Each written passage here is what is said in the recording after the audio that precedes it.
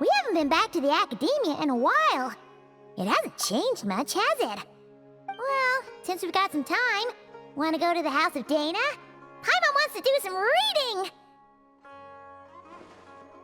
Ha! So you noticed! Well, you're too late. The Paimon you know and love is no more. You're looking at Paimon Plus, a new and improved treasure trove of travel know-how. Paimon Plus would like to find some new books to peruse. A gracious traveler like yourself wouldn't leave her companionless on her quest, right? Come on, this way!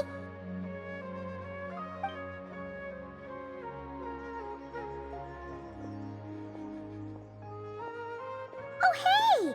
It's Kale and Cyrus!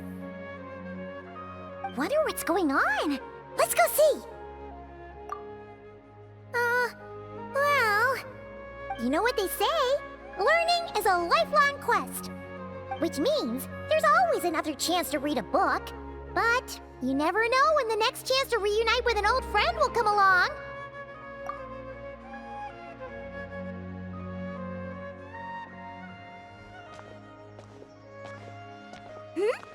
Traveler? Paimon? You're back in Sumeru? Oh, hello, you two. It's been a while. Looking to spend time with some old friends? Yep.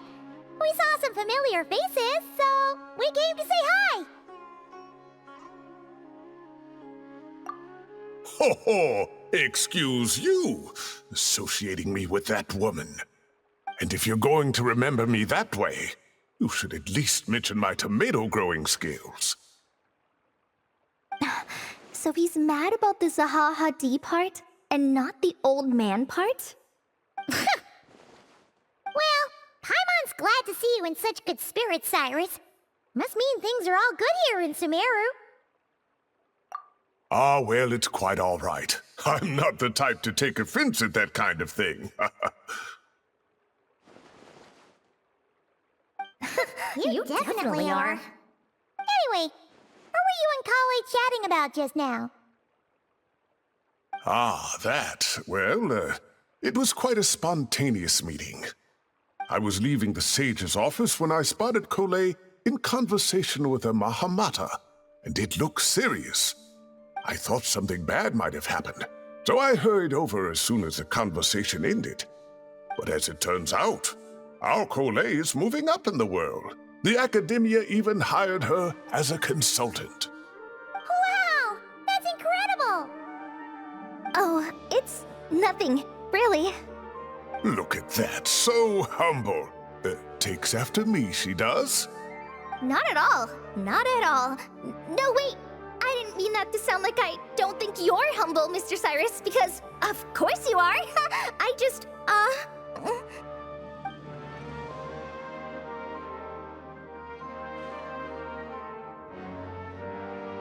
Oh, well, I wouldn't even call myself a consultant. I'm just helping out. Now that the new semester has started, a lot of students and scholars are doing fieldwork for their research. But it can be dangerous for those who don't have a lot of experience in the wild. So, the academia is planning to establish an agency that provides guidance on outdoor survival and rescue for people who need it. Oh, Paimon gets it!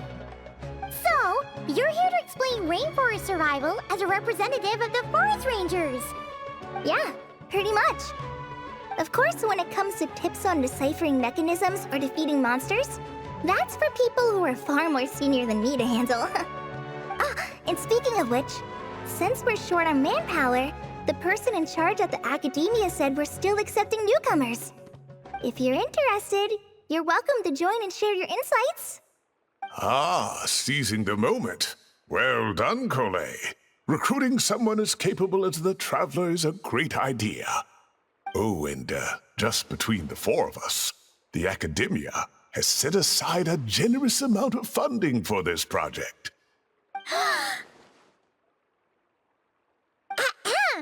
Well, since Kale's thrown her hat in the ring, we should help out too. What do you say, Traveler? Great! We're all supposed to meet up in Aru Village later, so I guess we'll regroup there. I was kinda worried, since Master Tainari isn't around to help this time, but now I feel much better! Yeah, even if you don't trust the Academia's eye for talent, you can trust ours for sure. And mine, of course. I have as good an eye for people as I do for tomatoes. Well, there you have it. Thanks, everyone. Oh, speaking of Tainari, how are things with him and the others? Good, thanks! All the forest rangers are doing great! Oh, but Master Tainari did mention that Sino and Sethos were heading to Gandharvaville. I'm not sure if it's for work or something else. Huh, knowing them, could just be to play some cards. I'm not sure. Apparently Sethos is bringing someone else with him too. But with my academia commitment, I didn't have time to ask for more details. Huh, well now Paimon's curious. Should we go check things out, Traveler? That's true, and I'm sure they've missed you. Now that is how it should be between friends. Getting together to play cards or enjoy a meal. Yet here I am, stuck with Nephis, who only ever calls to talk about research. Well, I won't delay your reunion any longer. Until next time. Goodbye, Mr. Cyrus. Take care. Alright, I should probably get going too. See you later, guys. Come find me in Aru Village when you're ready. Looking forward to seeing you shine, colleague.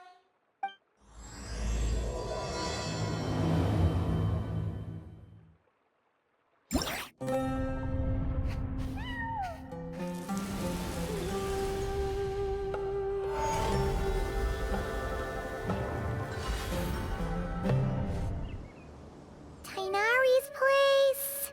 Tainari's place. Ah! Here it is!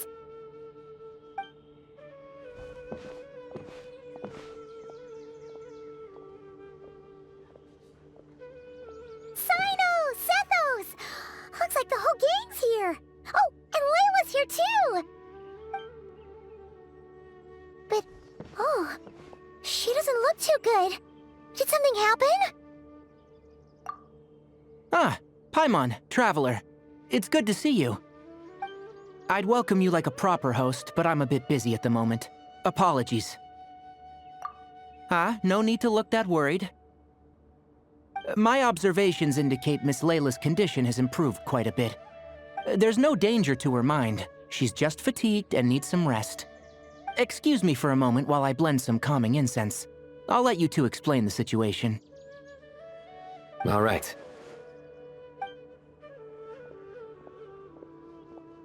What happened was, Sethos and a few members of the Temple of Silence rescued Layla, who was out in the desert trapped in a state of delirium. She had to be rescued? Oh, that sounds bad. That's all you're gonna say about it, Sino? I mean, we don't want people jumping to conclusions. That's all I can say about it. The person involved is unable to explain what happened to her, so we're limited in what we know. Sorry.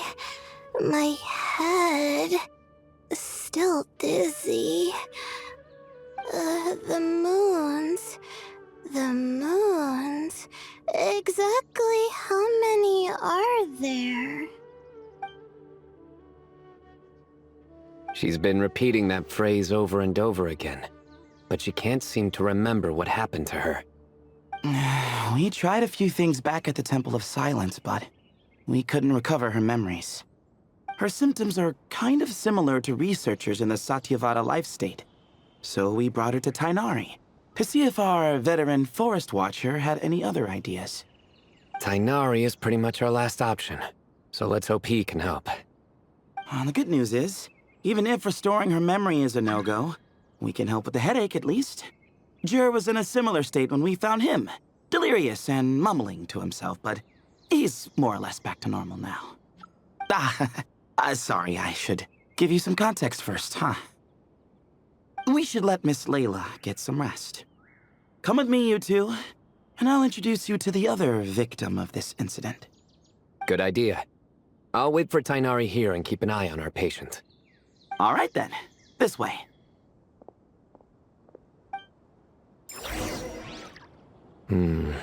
Something strange is going on.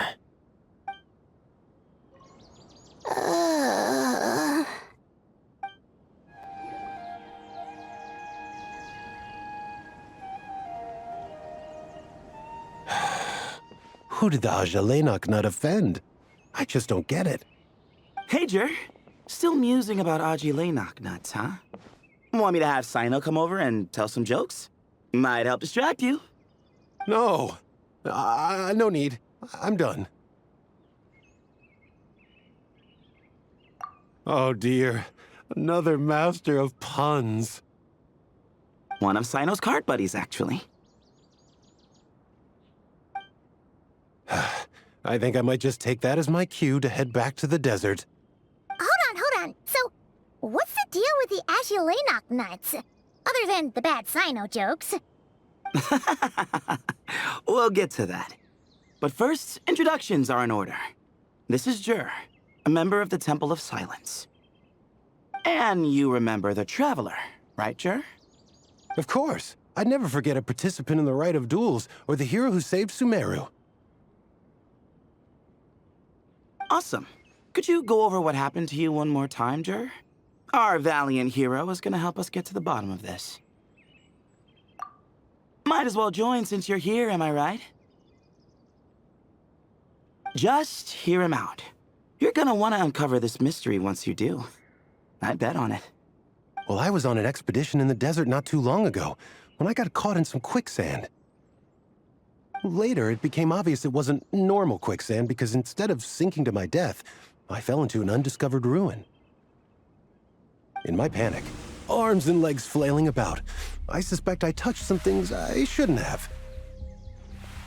Because in that brief moment, an enormous amount of information came surging into my mind. I would hesitate to even call it knowledge, because my brain had no capacity to process the information. To use an analogy, it would be like trying to stuff thousands of Agilenok nuts into a small water skin without it bursting. Sorry again with the Agilenok nuts, I know. It's fine. We're getting to that part of the story anyway. True. Well, just as I was on the verge of madness, a single phrase broke through the storm of thoughts in my head. It was a man's voice saying, "Don't eat Agilenok nuts." What? I know it's hard to believe, but that's what happened.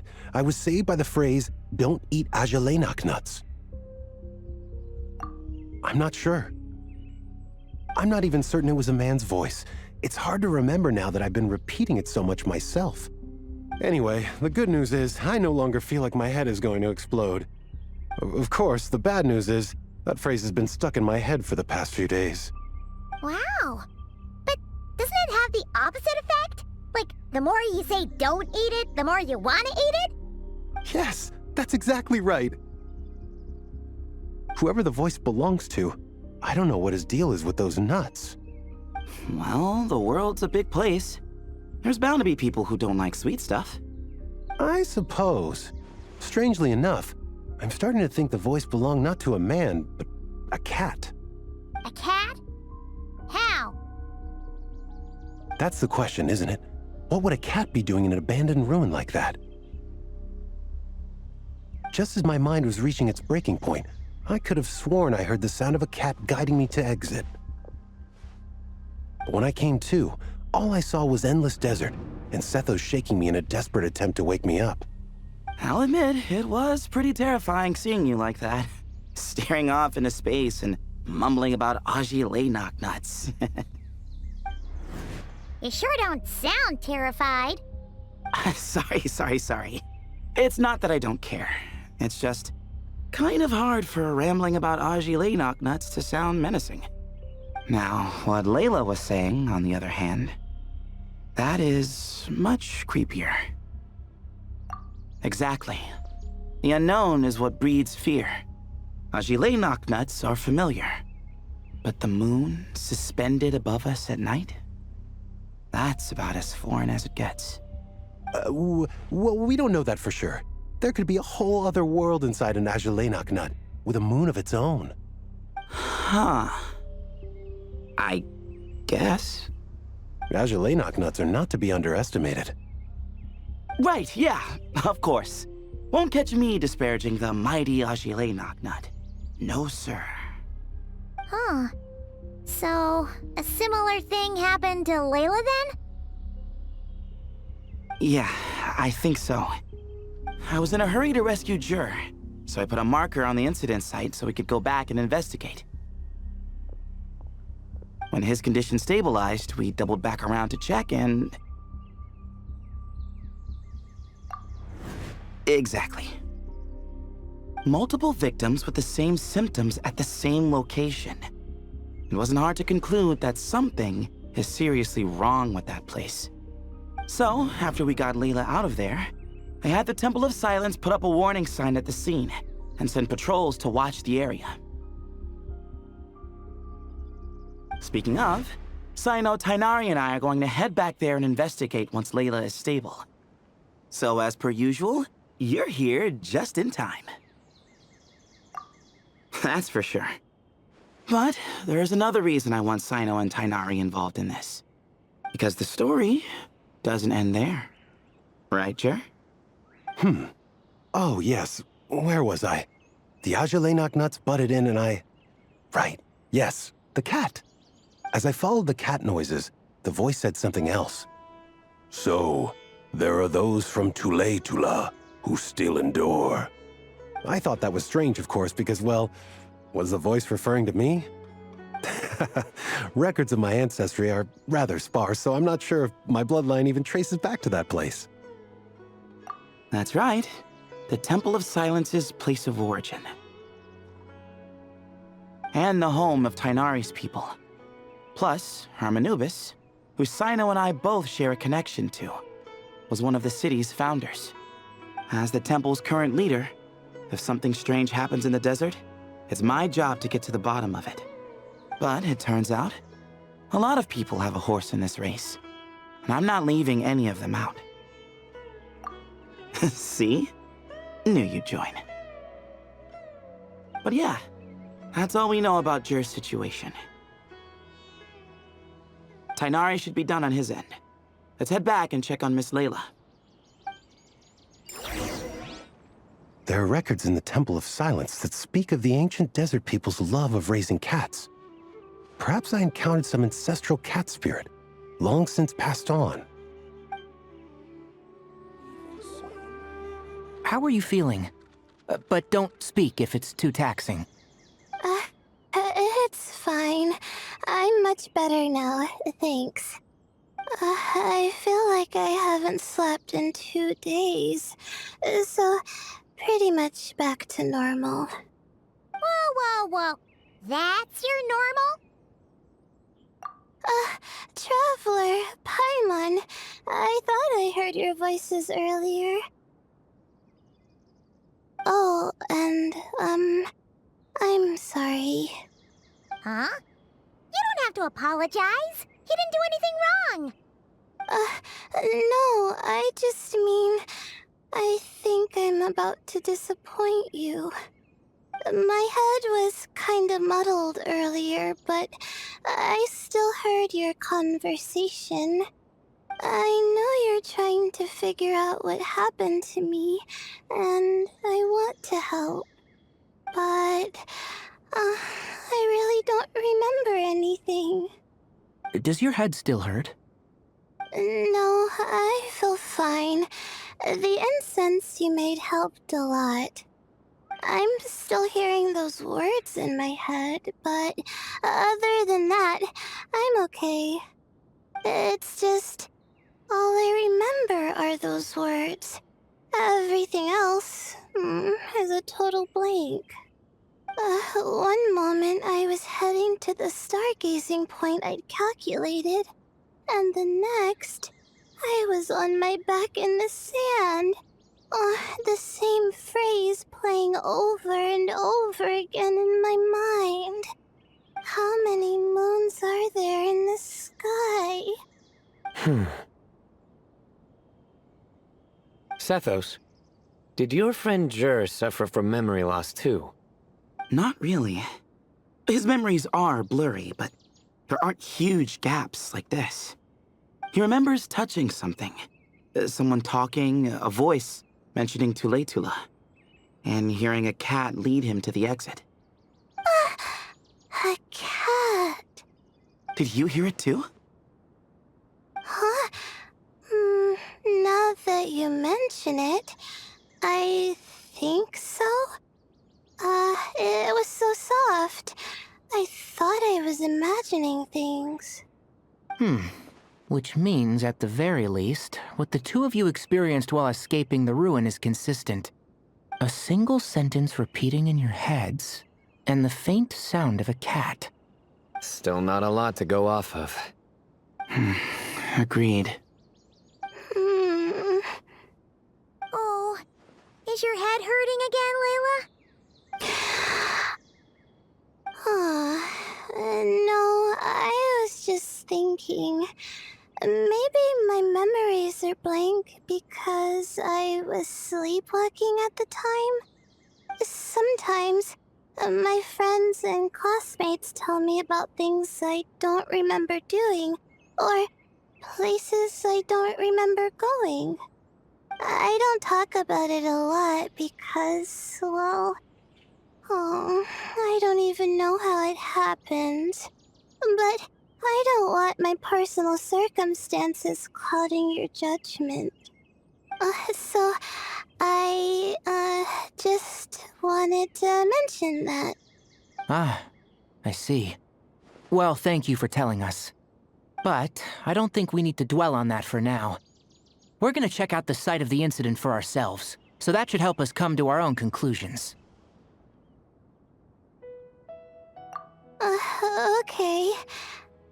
Then could I come too? I have to know what happened to me back there. Sure, but on one condition. You need to be in tip-top shape before we head out. If your condition isn't stable enough before then, we'll have to figure out something else. Of course.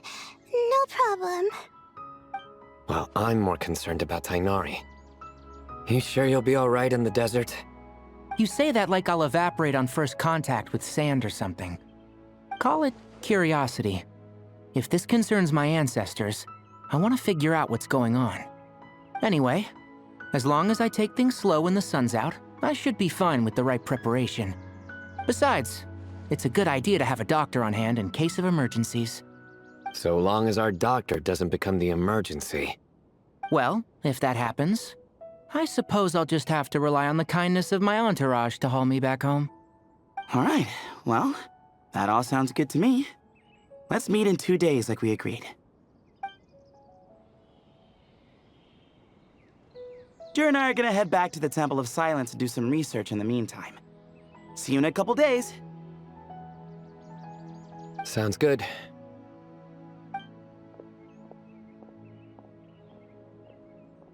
What about you, Layla? If you feel like you need more rest, I can arrange a room for you to stay in. No need. I've asked enough of you as it is. Besides, I feel a lot better. I should make it back to my dorm, no problem. You sure? Don't push it too hard, or you might end up sleepwalking along the way. Don't worry, I'll be fine. I have other things I need to do anyway. Like letting my advisor and classmates know that I'm fine, adjusting my stargazing schedule, things like that. If I don't get it all done, I doubt I'll be able to sit still, let alone stay here and get some rest. I'm not so sure that's... a much better idea. Thank you, Traveler. Of course, if anything starts to feel off, come back for a checkup right away. You'd better listen to him, Layla, or he'll feed you tasteless slop as a punishment. Punishment? You're the one who caught a cold. You're supposed to eat light when that happens. Besides, with your nose stuffed up like that, you couldn't taste anything to begin with. Huh. Is that so? And here I thought it was an intestinal issue. Should have seen that coming. You're off the clock, so now it's time for puns, huh? Oh, brother, not this again. Don't worry, Paimon. I understand. If you want me to stop, then Then? you'll have to call a plumber. Tell them someone's gotta pipe down. This is getting more insufferable by the second. Put a sock in it already, please.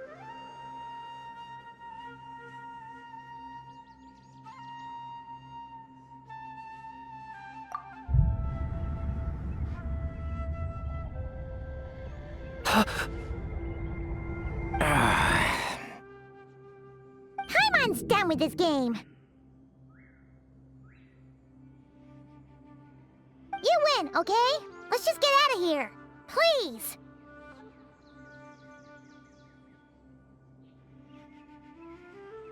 All right, you stay safe. I'll try to stay sane. It seems your jokes have improved with practice, Traveler. Happy about that? Absolutely. Finally, someone to share the load. Ah, you know what? Kale's helping out the academia, but I haven't had the chance to check on her. Why don't you do me a favor and go do that? Hold on. I thought you were having me over for dinner. Moons. Azulenak nuts. Moons. Azulenak nuts? Are the moons going nuts? Oh no! Looks like Paimon's caught the brain bug too! She can't stop thinking about those two things! Oh, Paimon's gotta clear her head. But how? Aha! Got it! The cafe over there! Why don't we head over for a quick pick-me-up?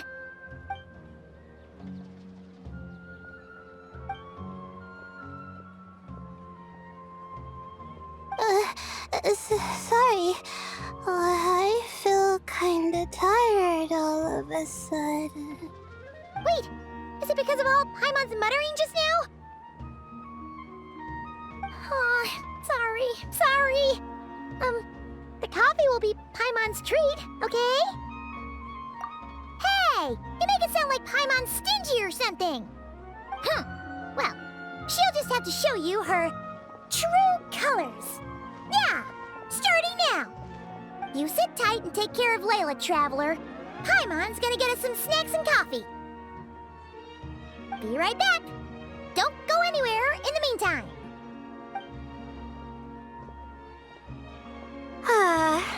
She's pushing herself again as always. Saw right through me, huh? I apologize for the sudden emergence, but I didn't have any other options. Well, that's true. So, for our sake and your safety, allow me to fill in the gaps in her memory. That's right. Layla was already in bad shape, stressing about her new study topic, focusing on the stars instead of her surroundings. By the time she realized the danger she was in, it was too late.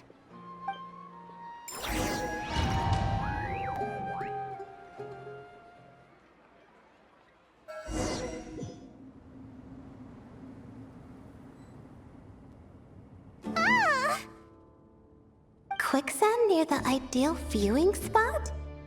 Wasn't expecting that. Looks like Layla's been under a lot of pressure lately. She hasn't been paying attention to her surroundings. But Why would quicksand lead to a place like this? Well, all in all, looks like a common desert ruin. Guess there's nothing to do but try to find a way out. Oh, Layla, what have you gotten yourself into this time?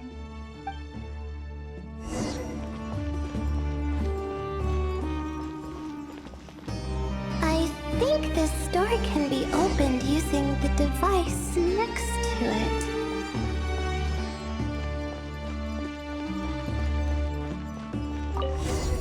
Just like I thought. Ugh, what was that? My head. It hurts. Is Layla waking up? No, that's not it.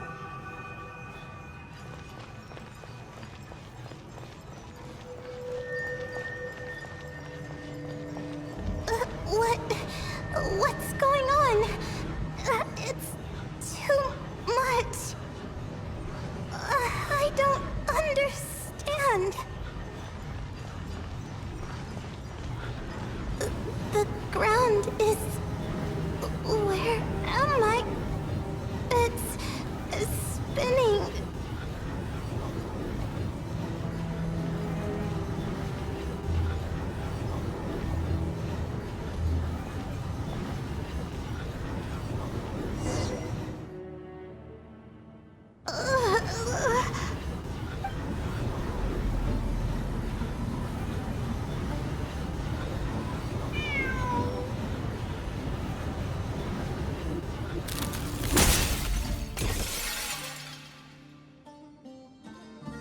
How many moons are there in the sky? How many moons are there in the sky? Okay, information isn't rushing into my brain anymore. That's good. How many moons are there in the sky? My head hurts, but there are no more dark spots in my vision, and I can see in front of me. Still... How many moons are there in the sky? What's going on? The same thought keeps popping into my head. What does it mean? How many moons are there in the sky? Isn't there just one? A cat? I think there was one earlier, too.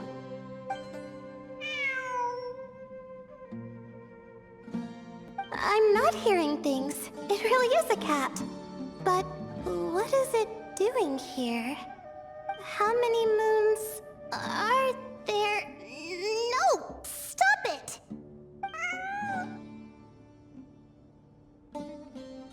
Does it want me to follow its cries? Well, it's not like I've got other options. Come on, Layla. You can do this.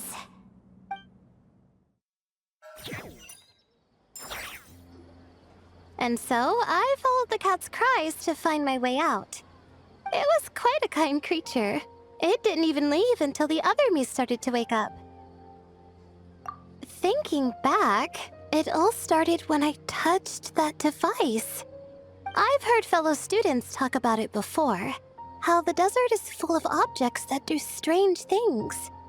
Sometimes it's just a minor inconvenience, but other times, devices like that can cause massive trouble. Of course. I forgot how much adventuring experience you have.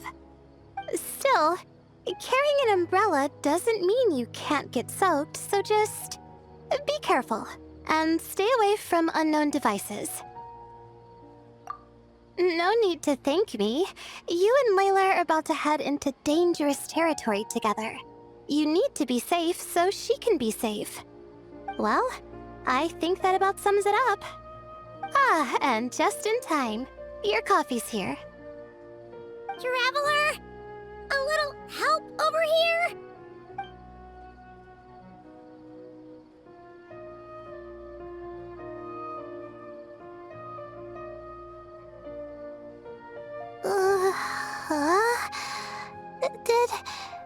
Did I fall asleep?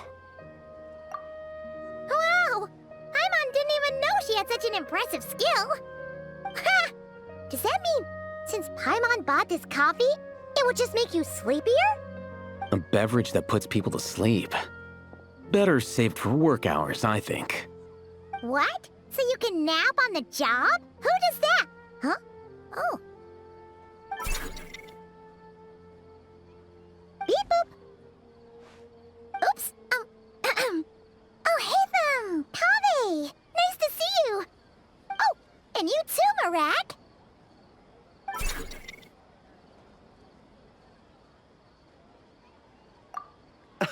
Sorry. Hope we're not interrupting anything. Miss Layla, you don't look so good. Is everything all right? Oh, I'm fine. I was sleeping just now, so I'm still a bit... Ah, I see. And we woke you, didn't we? I'm sorry. We shouldn't have been so loud. No, you didn't. I didn't mean it like that. Sorry.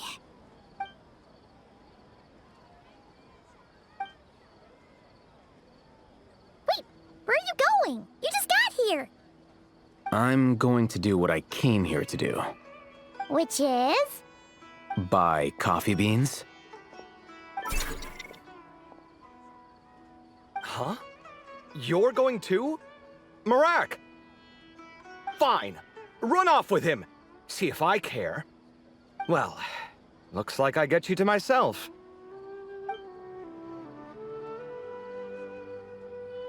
It's been a while, hasn't it? How have you been?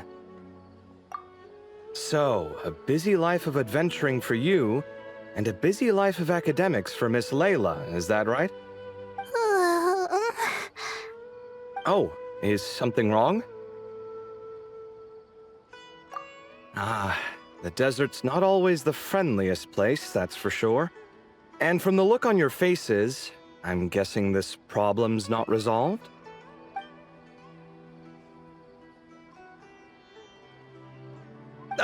Don't force yourself to talk about it, of course. But I've worked on several projects in the desert before, so if there's anything I can do to help, just say the word. No, I don't have anything to hide. It's just... complicated, so explaining might take time. Ah, well, lucky for us, I've got that in spades. Yes, you have been quite sedentary recently. Excuse me? I've been going about work as normal, thank you.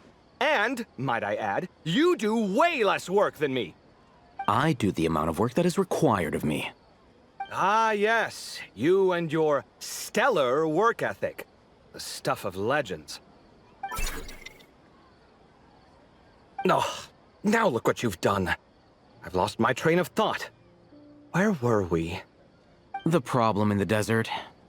Wait, you were listening earlier? Oh, we're giving the silent treatment now? Mature, very mature. Continue, Miss Layla. I'm curious as to how this incident unfolded. What did I tell you? This one doesn't have enough to do. Alright, well...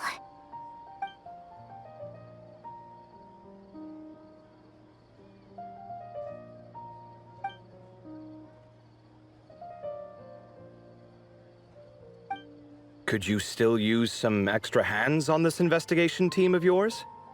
Huh? You want to join, Mr. Kaveh? That's right.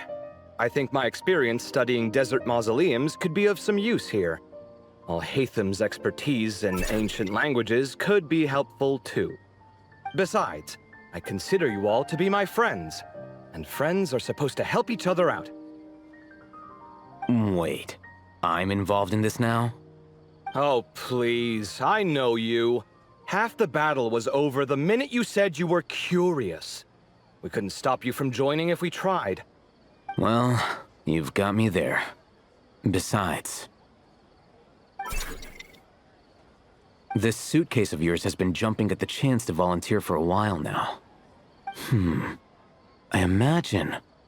You imagine? Mechanical life forms might also feel homesick from time to time. Huh. Huh.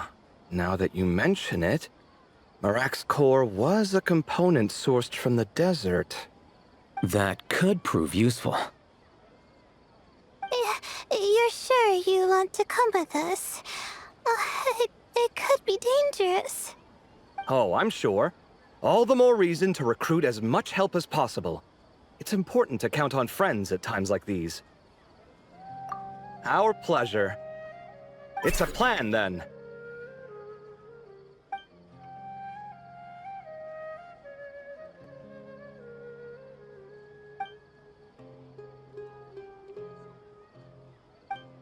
All right, we'll head back to our place to get ready. This one hasn't been on a trip in a while. Chances are, he doesn't even remember how to pack a suitcase. I'm not worried. It'll get done. Somehow. Would it kill you to help every once in a while? I do help. It's called moral support. Oh, of course. And I am ever so grateful. Goodbye, you three. We'll see you soon.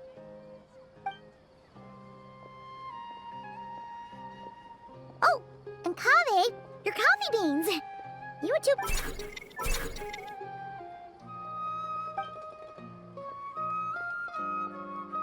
Well, we're pretty close to the academia now. I should be fine from here. Thanks for the coffee, Paimon. I feel much better now. Right. I'll follow the doctor's orders. Or try to, at least. With the blessing of the stars, I hope we all get a good night's sleep.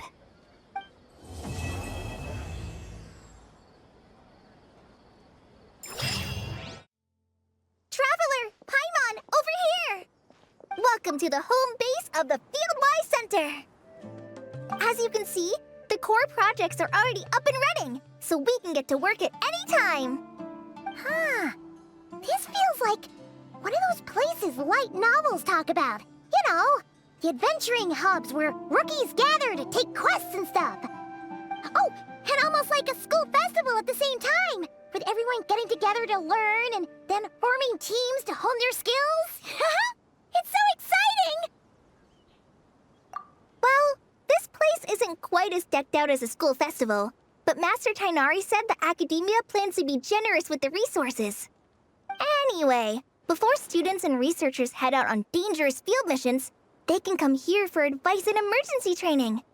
We even have professionals on staff that can join their teams to serve as guides or safety personnel. Yeah, you can think of it like a forward operating base, equal parts theoretical training and field practice. We'll familiarize new recruits with potential challenges in the wild and take them through drills so there's no reason to panic during the real thing. Amber, you're here too?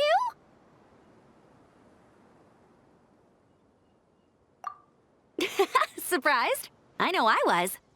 I'm off duty right now, so I was planning to just drop in on Kali for a bit. But I didn't realize how busy she'd be. I'm not the type of person to sit around and watch, so I decided to be her assistant. Sorry, Amber. I didn't mean to put you to work during your time off. Don't worry about it. A little relaxation balanced out with some fulfilling work is a great vacation in my book. Plus, I've learned a whole bunch of stuff too. And I got to see the Traveler in Paimon again. I mean, it just keeps getting better. We should have a giant feast once we're done here. How does that sound? A feast with the first friend we met in Sumeru and the first friend we met on our whole journey. Oh, that sounds just about as awesome as a giant plate of sticky honey roast. All right, down to business then. Kale and I are in charge of the Scouting Speedsters project. The focus is using devices and machines to pass through hazardous areas, survey terrain, and get details on potential threats. Plus, Amorta research indicates that during dangerous situations, having the support of an adorable companion can help set adventurers' minds at ease and prevent excess nerves. So, we took inspiration from Cullen Anba and Baron Bunny to create 2 scouting devices that are both adorable and useful. Cullen Anbot, and Bar Drone Bunny. So far, feedback has been pretty positive. Once we've collected enough data, the academia will continue to refine the scouting buddies and release even more designs. A bunch of Kulanambas and Baron Bunnies running around the wilderness? What is that gonna look like? Plus, with you to guide our 2 little scouts, we'll be able to obtain some great data. Once you have a more complete understanding of the Fieldwise Center, you should come test them out. Now come with me. I'll introduce you to the other consultants. Oh yeah, the lady with the greenish-blue hair also has a super adorable device over there. But it does something completely different than our scouting buddies. I'm looking forward to seeing it in action. Oh, hey! Another familiar face! Come on, let's go say hi! I should adjust the legs so Bar Drone Bunny can run even faster. It's really that popular. The internal locomotion mechanism is clever enough, and the execution on the terrain recognition, remote control, and weight detection modules isn't bad. But the appearance... it might as well be a doll for a child. No, this won't do. Madam Farzan, great news! The Traveler and Paimon agreed to join! The Fieldwise Center just leveled up big time, huh? Hello, Madam Farzan! We're here to help! Well, look who the cat dragged in. Excellent job, Kale. Snagging 2 top experts with undeniable adventuring expertise. Now the League won't be able to say a word, no matter what kind of feedback I give. Now tell me, what do you think of this puzzle, pal? Whoa! It looks just like you!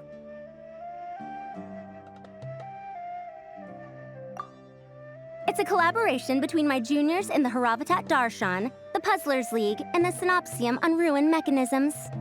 Clearly, the technological aspect is quite advanced. But the appearance... it couldn't be more childish. You should have seen Anise, defending this design choice with more passion than her thesis. Young people these days. Far too obsessed with making things cute. Paimon kinda likes it. Kali and Amber were just saying how cute companions can help adventurers stay calm.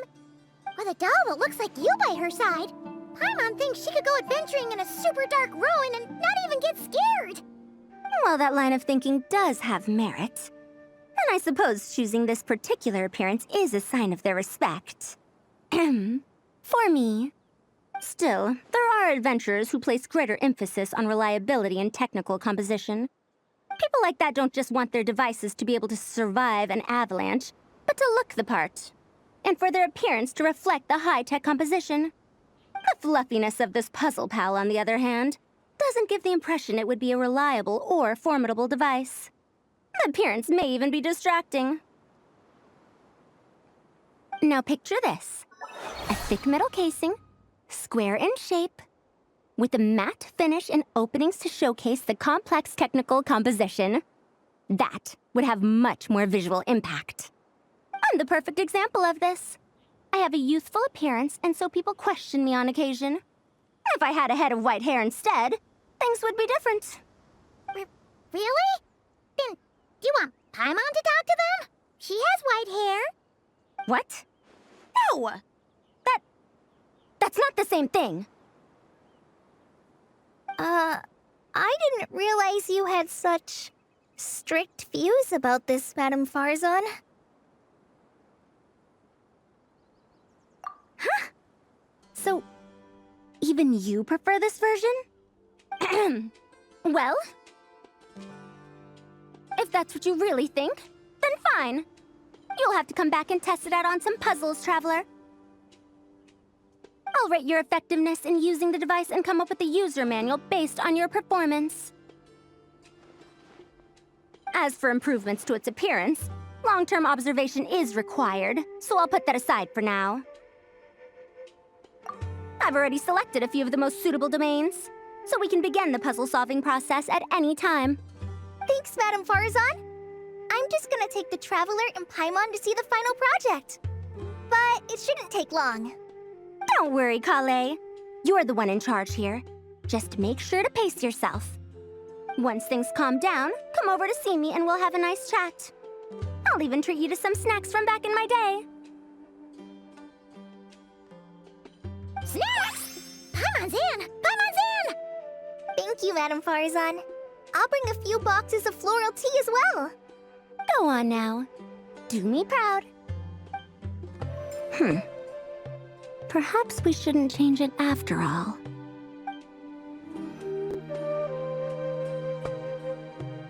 This last one is a long-term project we're calling the Security Division. Thanks to General Mahamatra Sino, we've been able to bring Dia on as the instructor and Candace as the coordinator. They're putting together a combat test right now, but they should be back soon. Hey, looking for us? Guess we showed up right on cue then. Wait, the Traveler and Paimon are joining as well? That makes things a whole lot easier. Sorry for keeping you waiting, everyone. But we managed to bring back some good intel. Intel? Huh. This is starting to sound intense. Of course. What better way to protect the students than to sweep through the desert and rid it of all potential dangers? Not a bad plan, right? You in? Not the best time for jokes, Dia. Besides, when it comes to striking down danger, the Traveler is a woman on a mission. She might take you up on that offer. Defeating anything that might pose a threat? Oh, even if the Traveler worked non-stop, that could still take years. We'd have to stop traveling. Oh, Paimon doesn't even want to think about that. Time would be the least of our problems. Some dangers aren't visible to the naked eye, like the scorpions burrowed underground or the terrifying raptors sleeping in the trees. You can't get rid of them until they jump out to attack you. For situations like these, we'd have to combine Madame Farazan's recommendations with Amber's approach to scouting, calculating our chances of encountering enemies and our expected operation times. Whoa, whoa, whoa, pencils down, everyone. That was just a joke. The Security Division's goal is a lot simpler, actually. We're just here to ensure that fieldwork teams include trained combat personnel. Some of this work has been entrusted to the Blazing Beasts and other mercenaries, but members of investigation teams who pass the combat test can also qualify. Before an investigation team is allowed to head into a dangerous area, the group must include at least 2 professionals who have passed the assessment. And Dia and I were just out collecting intel on the best place to hold the test. We found a domain filled with monsters and bandits of all levels. Hopefully, they don't mind us borrowing their stomping ground for a bit. It'll only cost them a few smacks on the head. Oh, so we just need to supervise, right? That's right. Participant safety is our utmost priority. So we'll organize a group of capable personnel to take it in shifts. We still need to figure out our testing metrics, though. Fighting is different from an actual exam, and there's no one right answer. Mercenaries like me, we all have our own style. That's not a problem in actual combat, but when it comes to teaching, we tend to stick too much to what we're used to. So, we need someone to give us a baseline. Someone who has the experience, but also takes a more flexible approach in combat. Yeah, based on what you just described, the Traveler seems like the perfect person for the job. Great. Working with you is always a pleasure, Traveler. Smooth as butter on a steak. Don't forget about compensation for the Traveler and Paimon, Dia. You agreed without doing the math first. It's fine. We'll just split the funds Kale wrangled for us, 20-80. 10 for me, 10 for you, 80 for the 2 of them. Wait, we're getting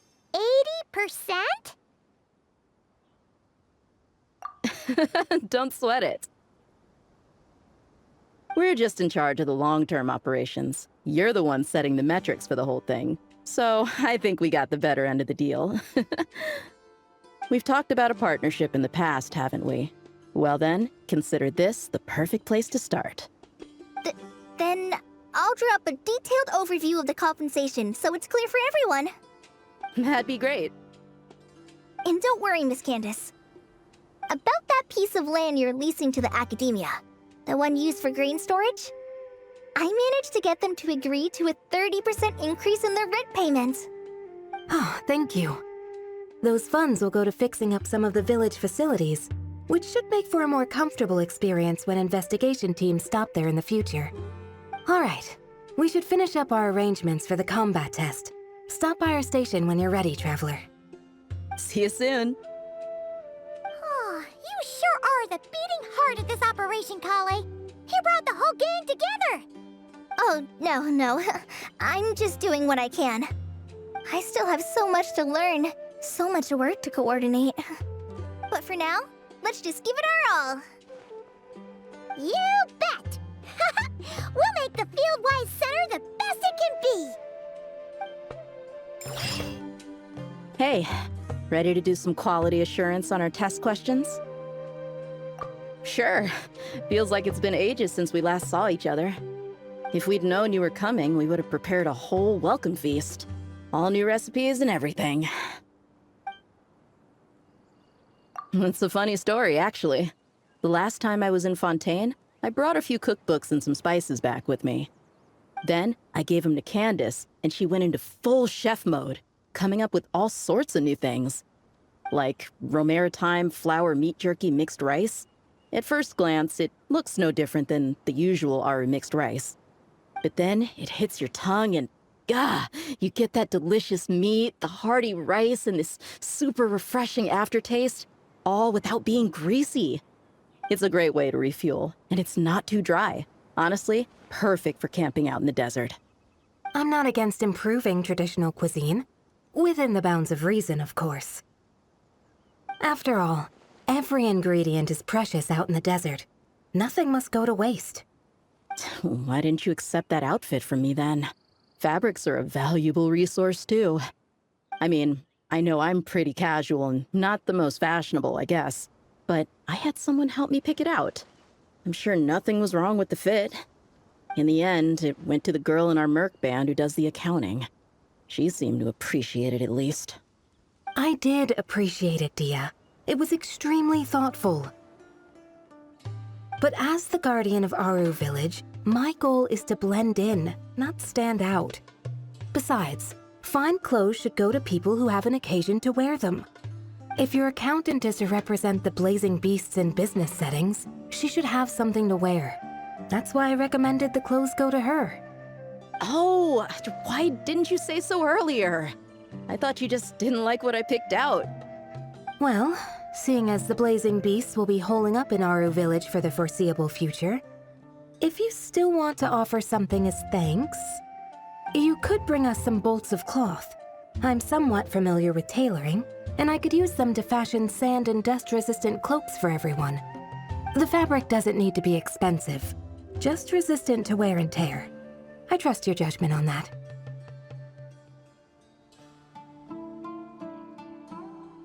Don't worry, I'll think carefully about the shape and pattern when I make one for you. Then all will know that you are an esteemed guest of our village.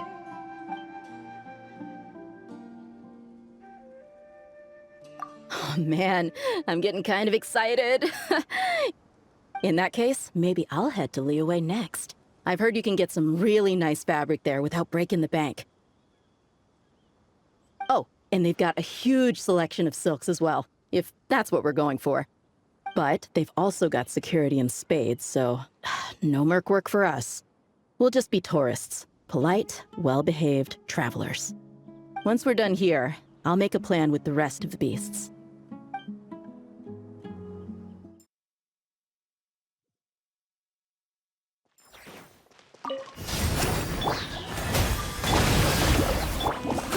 Grow! The Temple of Wisdom! By the frost moon of old. You asked for it!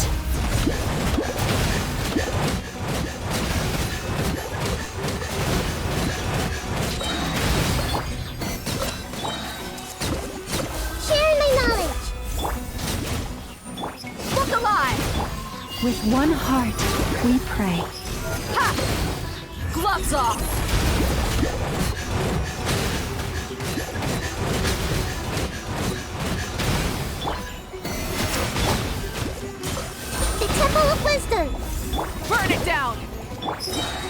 Let's get it on!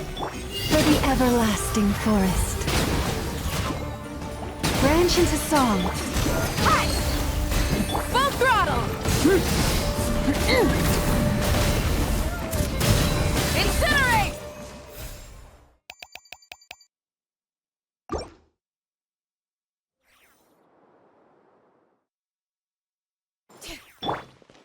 There is no escape! Shower me with praise! Time to shine! Hear the echoes of the valley! Bow your head.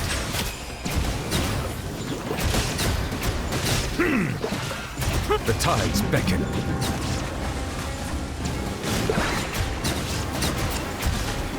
Silence!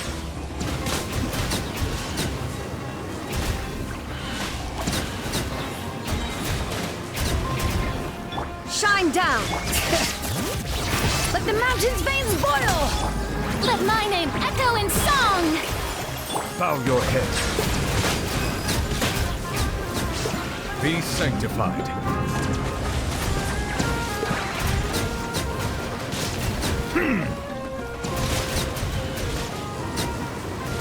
Settle down.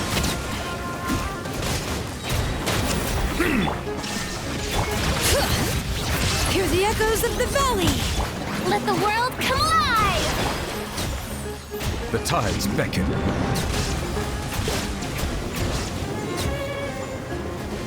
Bow your head.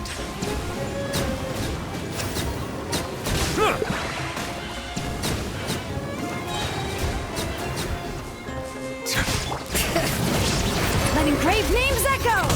Settle down. Let the mighty be humbled.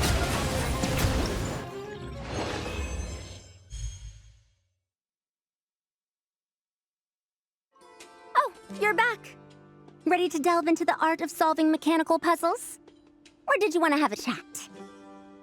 As you wish. When it's you doing the asking, I'm an open book.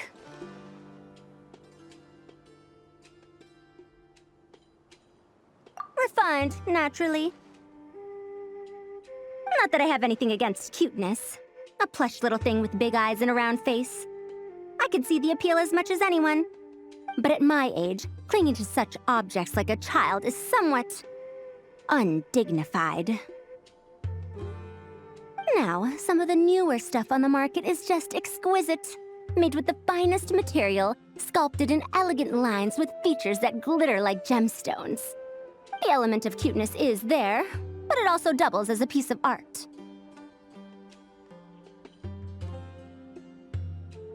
Wait a second. I thought your questions were going to be academic in nature. What is the meaning of this?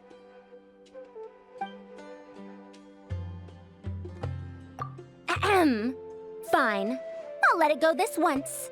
But that excuse won't work a second time.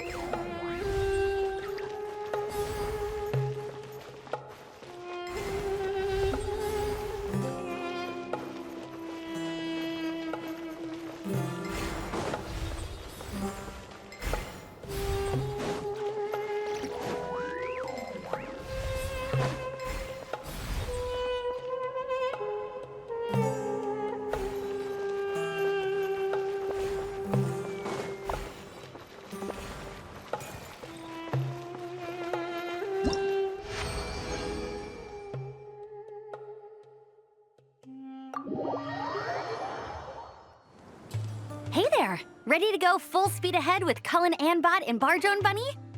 Our two scouting buddies are tuned up and ready for testing. Don't worry, I'm using this station as a temporary office for the Fieldwise Center as a whole. But it hasn't been too bad. Just a lot of data processing for our scout bots and some paperwork. Oh, and we also give suggestions on how to modify the internal mechanisms. When an investigation team comes along, we register them and check if emergency training is needed. Then we take care of the departure procedures, allocate the required personnel and equipment. And then we monitor the situation with their camp provisions and touch base with the logistics staff. I don't mind. It's just temporary. The center hasn't been open for too long, so we're still working out the kinks. Yeah. Plus, verifying travel qualifications and keeping an eye on logistics is nothing new for me. And the academia is sending specialists to set up a formal administrative team soon. We just have to show them the ropes. Some of them are here already. So once that's set up, and the researchers submit their certifications, we can start delegating the work. And then we can take a well-deserved break. I asked Lisa and Kaya for some recommendations before leaving, so I have a list. Time's been a bit tight this trip, but Kali took me around Sumeru City, and we had tons of amazing food. She's one busy gal, though, so I didn't want to drag her from place to place. It made more sense to spend time here helping her out. I'm sorry, Amber. For what? I'm having a blast. Seeing you take the reins, seeing your friends place their trust in you, even rely on you, it makes me so happy. Traveling, relaxing, I can do that whenever. It's not like this is my last time here. Besides, once we're done, there will still be more than enough time for sightseeing. That makes me even more determined. You don't need to worry about me, Amber. I've got this.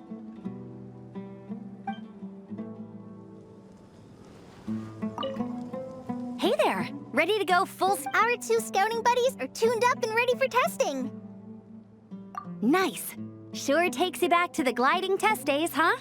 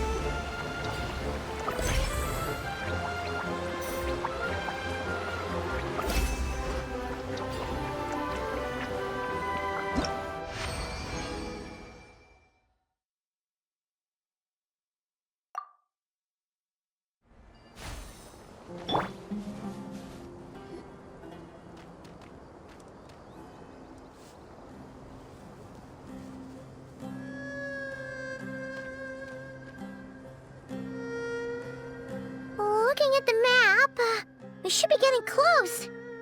Speaking of which, the closer we get, the more Paimon's heart feels like it's beating out of her chest. Excitement! Yeah, sure, that's it. Oh look, it's Tainari and the others. Everyone's here bright and early. Yeah, the desert's a pretty harsh environment. Better to travel at night and beat the heat. Hey everyone, we're here! Ah, right on time. You don't need to worry about me. It's not too hot yet, and I'm properly hydrated. All right, we're just waiting on the two people Miss Layla mentioned, and then we'll be set. He's staying behind. If we don't make it back after a certain time, he'll be in charge of rescue operations. You can count on me. Nice! You thought of everything! Oh, and Cyrus said he'll be in Aru Village, so he's also available if we need help. Haha! Amazing! Having people to watch our back is making Paimon a lot less nervous. Yeah, I did.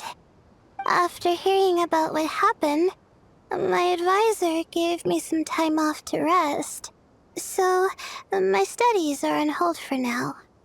Then, does your advisor know you're back in the desert to investigate?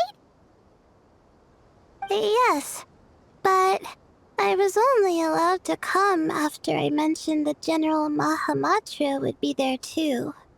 Haha! Quite the reputation you've got there, Sino. Something wrong? You haven't said a word this whole time. Are you in a bad mood or something? No. Being skilled with words also means being a good listener. I'm just reflecting on what you're saying. Oh, Hatham! Kaveh! Ha! Over here! Darn it. I was just setting up a brilliant... Yeah. I'm sure you'll find another chance. The important thing is, our scribe and our renowned architect are here at last. High praise. But wait, why am I renowned and not him? He's just as famous as Sino, Dia, or Nilu. That just means your level of fame is even greater. How could a lowly scribe hold a candle to you? Lowly scribe? Please. All those strings you pulled to get those new books from the House of Dana? What do you call that? Borrowing. Anyone with an employee ID can do it. Uh-huh, yeah. The House of Dana bends over backwards for just anyone, does it? Send a report to Lesser Lord Kusanali then. Let her know someone at the Academia is abusing their position. Hey! I never said abusing! Impressive verbal sparring, as always. Oh, hello to you too, Marak. Well, looks like your assistant is raring to go, Kaveh.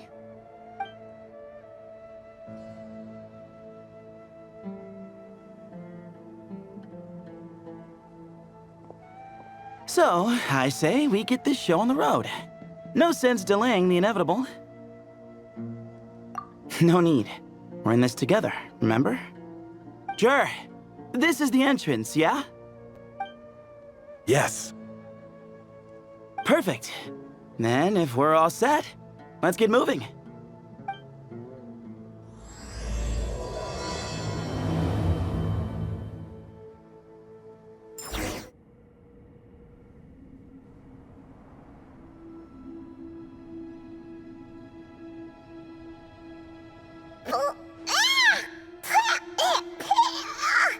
Paimon's mouth is full of sand! Ugh. So that's what falling into quicksand feels like?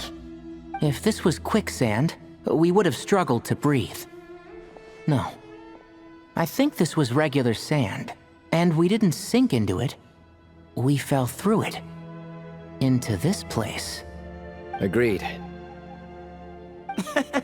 In other words, sounds like a you problem, Paimon. Ha ha, very funny. No, wait, Paimon's the only one. Ha! See? What? I'm the only one with sand in my shoes? Yeah, right.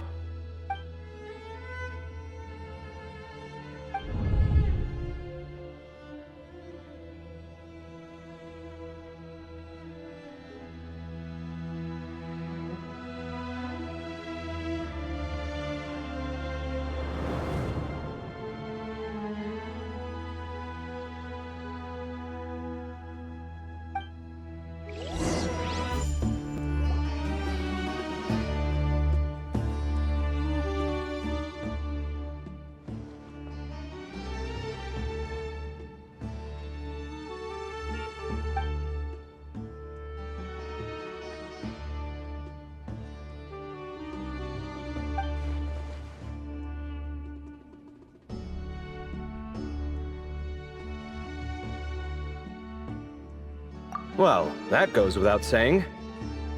Fair point. There's just one problem, though. The only way forward is through that door. Ooh! Is it time to hunt for a key? Paimon loves this part. Don't worry. With our adventuring experience, we'll find it no problem. Let's get searching!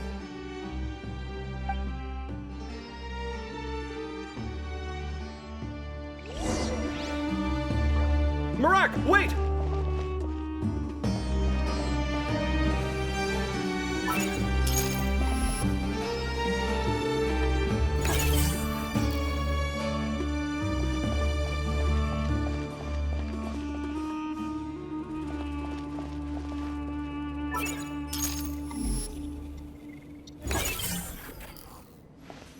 Marak seems interested in these jars. Go smash them. Ah, well, we would hate for you to have to lift a finger, Your Highness.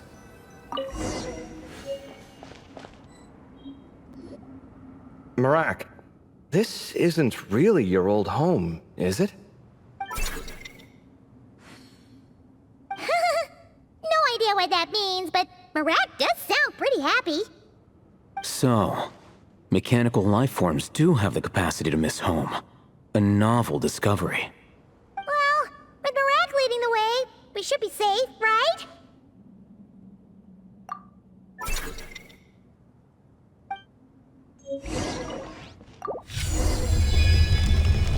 Good thing you decided to join, Kaveh. Otherwise, our investigation would have ended at that door. It was nothing that I did. You should thank Marak instead.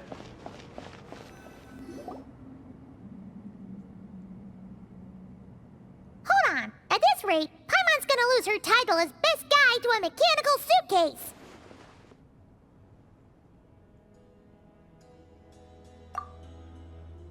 Aw, thanks.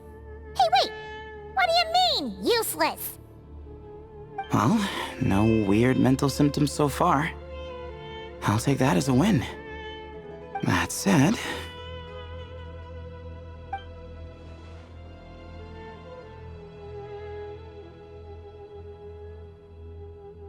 There are 3 doors here. So, we split up. Divide and conquer. Otherwise, this whole thing is in ruins. No pun intended on that last part. I swear.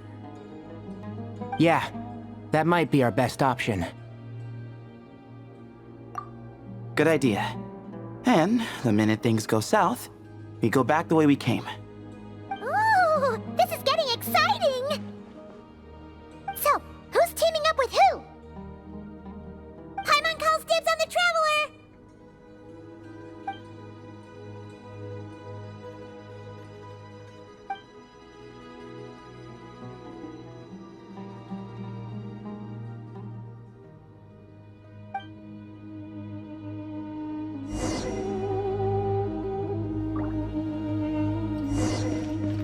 Well, this takes me back. Last time we were in the desert together, the 2 of you came all the way out here to gang up on me.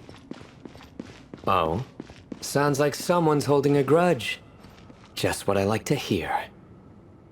If you're still hung up on that last one, just name the time and place, and we'll have ourselves another thrilling... duel. Huh. What's with the awkward pause? Were you expecting me to stop you from saying something stupid? You two can have 1,000 duels for all I care, after we're done here. For now, focus on the task at hand. This chamber is huge. I can't even imagine what it's used for. Oh. What's wrong? I seem to have stepped on some kind of... stone slab. Huh. There's a pattern on this, but it's hard to make out with all the dust. Huh? Look! The shape seems to match the markings on the ground over there. Let's slot it in and see.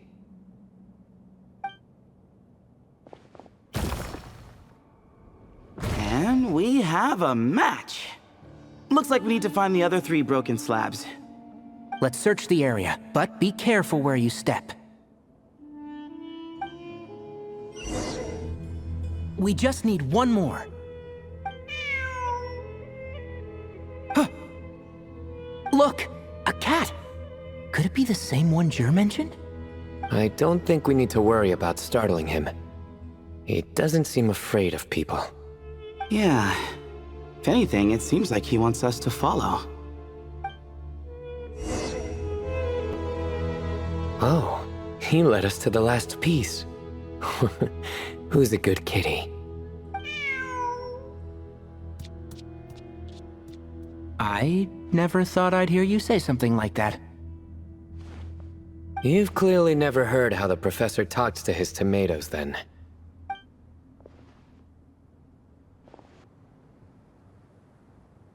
Alright, well, that's that. Now, we need to figure out how to get rid of all this dust. Behold, the Great Vayu Viastra. Be honest. You've been waiting to say that for how long now? Just activate the mechanism.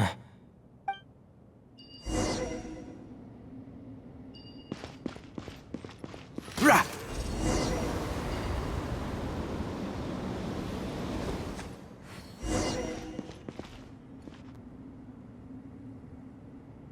Huh.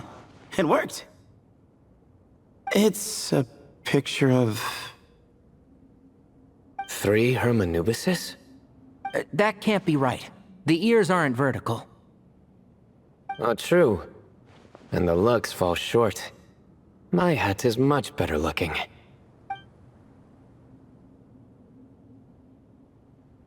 A goat, an ibis, and a crocodile. Oh, wow. Our botanist knows more than just plants. Riveting observation. I was just thinking.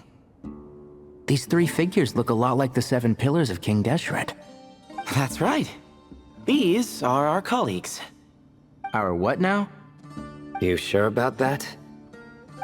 Just kidding. But what I meant by that is, these were Hermanubis' colleagues back then. The middle one is the Goat King Harashef, Minister of Ministers, the god Amun's most trusted chancellor. Records say he was the deputy king of the Desert Sands, chief among the 7 pillars. Someone even more impressive than Hermanubis? I wonder if that ever got his goat. Sorry, couldn't resist.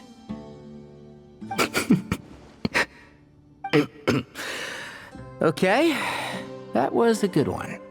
Wait, really? I've got so much more where that came from. Where were we? This is Sobek, the Crocodile King, captain of captains. As the name suggests, he was a valiant commander and had dominion over all weapons of war. And finally, this is the Ibis King Thoth, scribe of scribes. Your memory's pretty impressive. I bet you're almost as good as me at memorizing cards. A scribe? Did he manage archives then? Like Alhaitham? Wait, that's all Alhaitham does? I never knew being an academia scribe was such a cushy job. Well, that's how his friend put it, anyway. But it does seem like he has a lot of free time. Well, I don't know much about the academia, but I'm sure the Ibis King had more responsibilities than that. The temple's records say he represented the wisest aspects of King Deshret, inventing the desert script and arcane arts at his king's command. He must have been quite the impressive man, then. Or creature, depending on how you look at it. Still, why are these 3 the only ones represented here?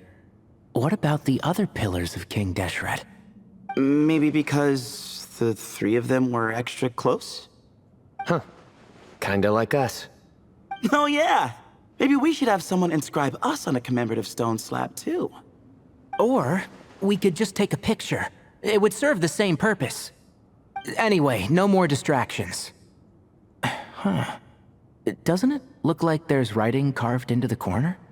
Huh. There is.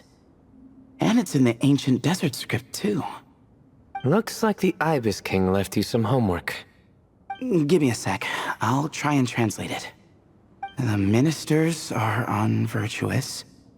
The scribes unwise. The captains unworthy. My end is not humanity's end.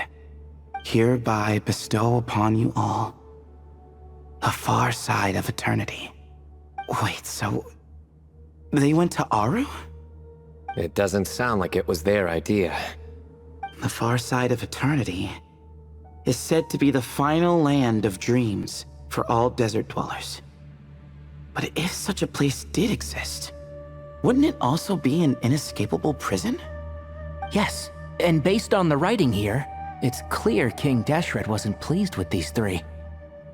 This gift he bestowed upon them seems more like a punishment. Such is the power of a king, I suppose. Which means the goat's the one who got in the end. Huh. Yep, not as good the second time. What? Impossible. Well, looks like that's all we can learn here. Should we keep going? Yes, no time to waste.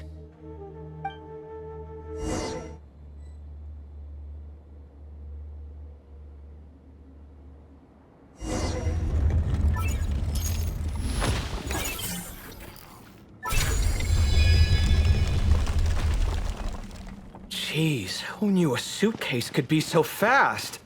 Marak is nothing like this when it comes to housework. Hey, wait up! A scout's job is to take the lead. Just let Marak figure it out. Easy for you to say. I'll be the one doing the repairs if something happens. Why don't you go scout ahead then?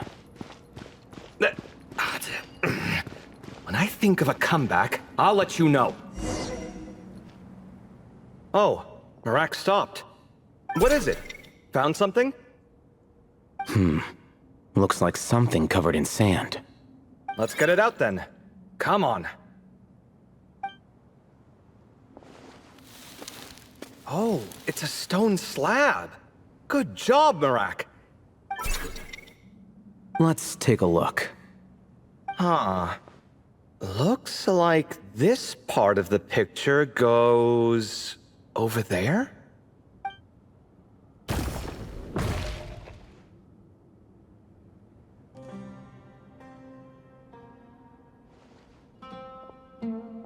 In that case, there must be other pieces. All right, and let's look around. Hey! Why are you sitting down?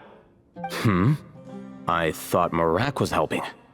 Oh, so you do know what that word means. Great. Are we supposed to just sit back while Marak does all the work? No, I doubt you could do that. Exactly. But I can.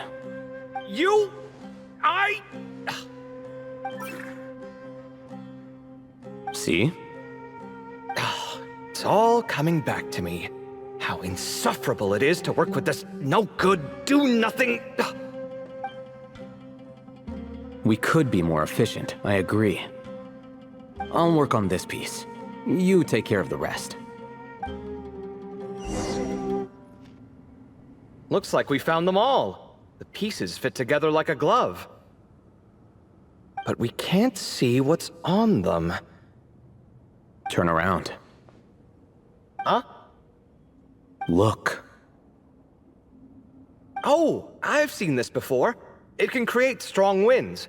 Just what we need to clean off the slab. Come on, let's... Hey! Don't worry about me. If I sit here, I won't be in the way. Oh, you don't want to be in the way? Then sit right in front, so the device can blow you straight back to Sumeru City. Done. Huh. That's one big cat. And there's a shattered crown. I think it's depicting some kind of story. Look, there's writing too. The Ibis King answered the young noble, granting him the wisdom he sought. But the fragile crown was shattered by lies in the end. Here I leave the name, Gudars. Gudars? I've seen that name in a history book before. He was a young noble who sought to save his realm, and a king who once united the desert. That's right. Although his methods were rather shameful. During his long reign, he betrayed his family and the nobles who supported him, only realizing the error of his ways after his enemies left him nowhere to turn. But by then, it was too late. Seems like a common occurrence across history. Different people, same mistakes. It's an inevitable pattern, destined to repeat itself.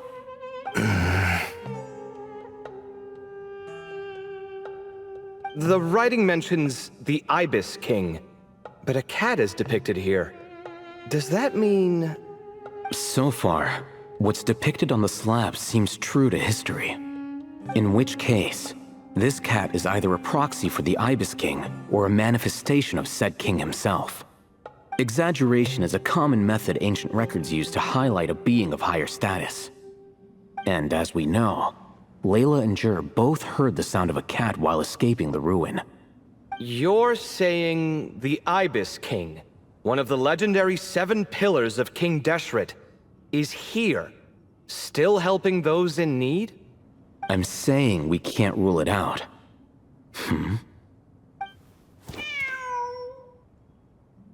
Wait, there it is! The cat!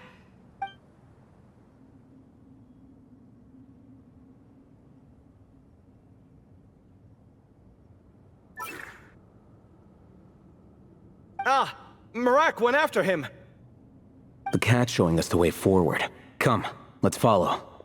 Okay.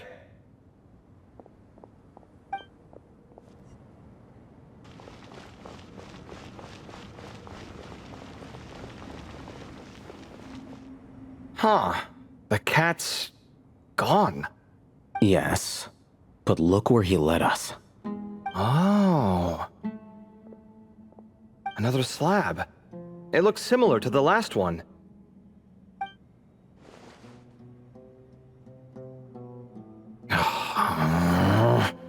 Oh, by all means, take your sweet time. Wouldn't want you to overexert yourself.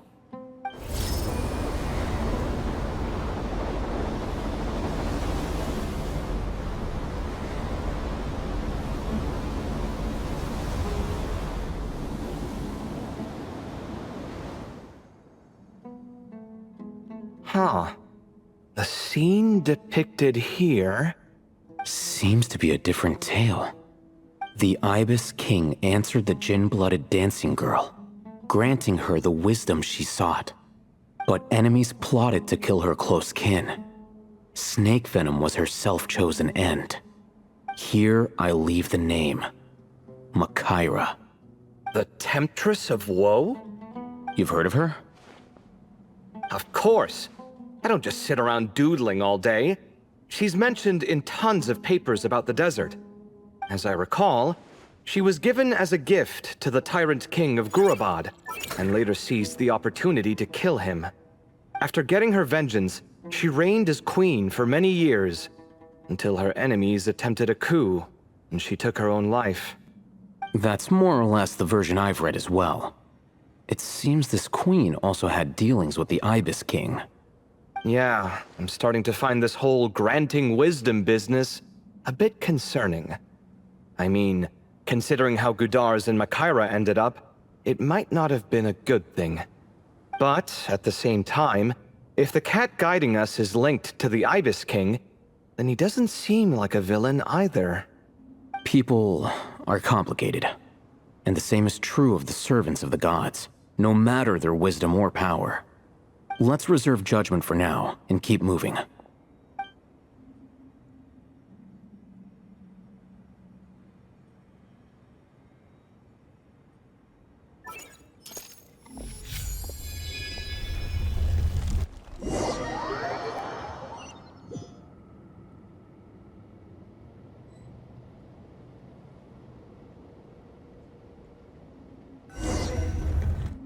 Oh, Paimon meant to ask earlier. Have your memories come back, Layla? No, sorry. To be honest, nothing about this experience feels familiar. Besides, my focus is the stars, so I don't spend a lot of time exploring ancient ruins. Guess that makes us the senior researchers in this scenario. Stick close, all right, Layla? Okay.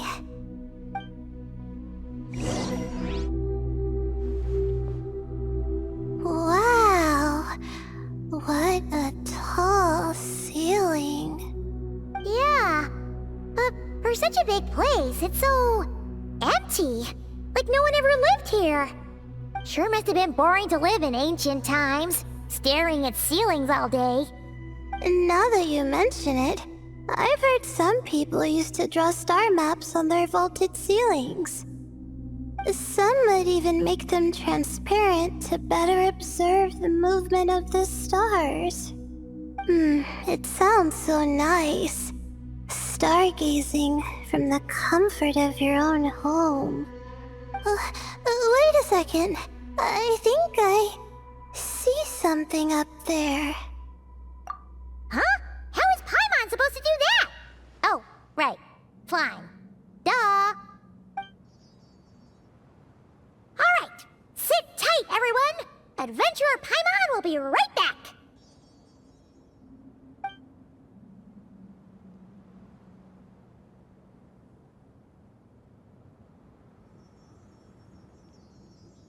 Okay, so, there's nothing super special up there. Just a couple of shelves, tables, jars, and scrolls. And a whole bunch of dust, dirt, and sand. You really want to search through all that stuff? Well, when you put it that way... Come on then, let's see what we've got. Paimon's hoping for something super valuable. Thanks. I'll stick close. I think that's everything. Most of the documents are in the ancient desert script, except these ones. These seem old as well, but the handwriting makes them stand out. Right!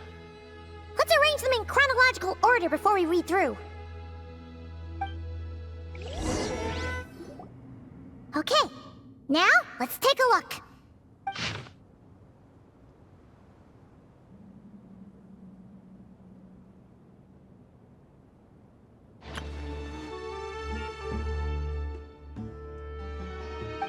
Maybe this person fell in by accident, like Mr. Jur and me.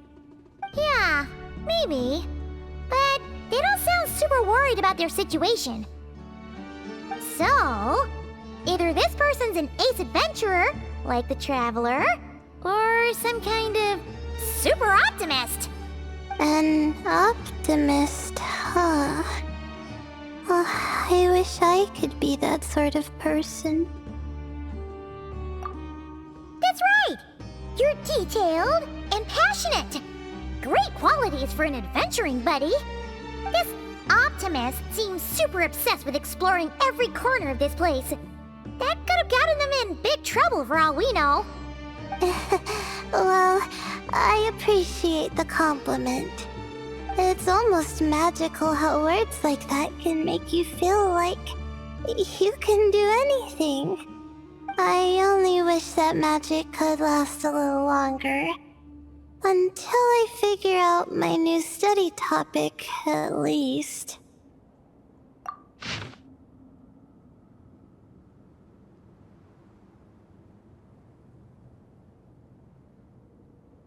Oh, looks like you were spot on, Paimon. See? Told ya! That's what happens when you don't think things through. And all this talk about seniors and juniors, he was a student just like you, Layla! Whew, he sure talks a big talk for a student, though. You'd think he was some kind of old scholar instead. Huh. What is it? Did Paimon say something wrong? No, not at all. I was just thinking, and this might sound rude, but the way this person speaks is just so... you noticed too. I mean, it's good that he helped treat his companion's wound, but it didn't seem like it was out of kindness. More like he was looking out for his own self-interest, or thought he could get something out of it. I don't know. Maybe I'm reading too much into it. Yeah. If you're both in this dangerous situation together, wouldn't you mention them at least once? If it were Paimon, she would write down the name of every single person she was with. No one would be able to get away. Actually, I find Paimon's approach quite sensible. It makes sense from a safety perspective, too. That way, if anyone came to the rescue, the notes would be able to tell them everything they needed to know. Whoa! That's genius-level thinking! Well, I learned that from Madame Farzan, actually. I'm not speaking from personal experience or anything. Oh, no! I'm just a student. It's fine! You taught us something, so you're our teacher. Simple as that. Anyway, from the looks of things, the student who left these notes behind was pretty weird. Let's keep reading.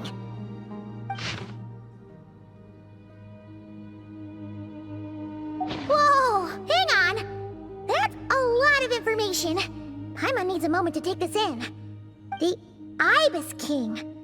So, did this person actually meet the Ibis King here? Sorry. Who? Jeez, not again! Stop teasing her, Traveler! You know she was asking about Nefer. Anyway, Nefer's, a friend of ours. And she's mentioned the Ibis King before, but not in much detail.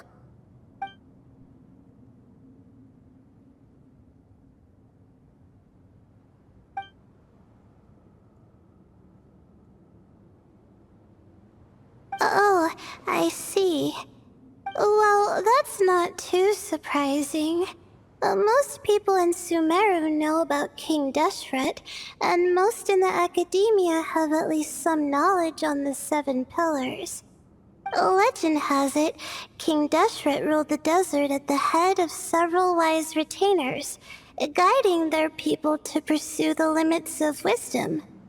He also left behind treasures for future generations, which continue to be relevant in nearly every research discipline. Now, this message indicates this student and his senior were rescued by the Ibis King. But to think it's possible to meet him in a place like this... We don't know when these notes were written, but didn't the Seven Pillars disappear a long time ago? Yeah, the notes made it sound like his powers were restricted. Also, the mention of this form? What is that supposed to mean? I'm not sure. Let's keep reading.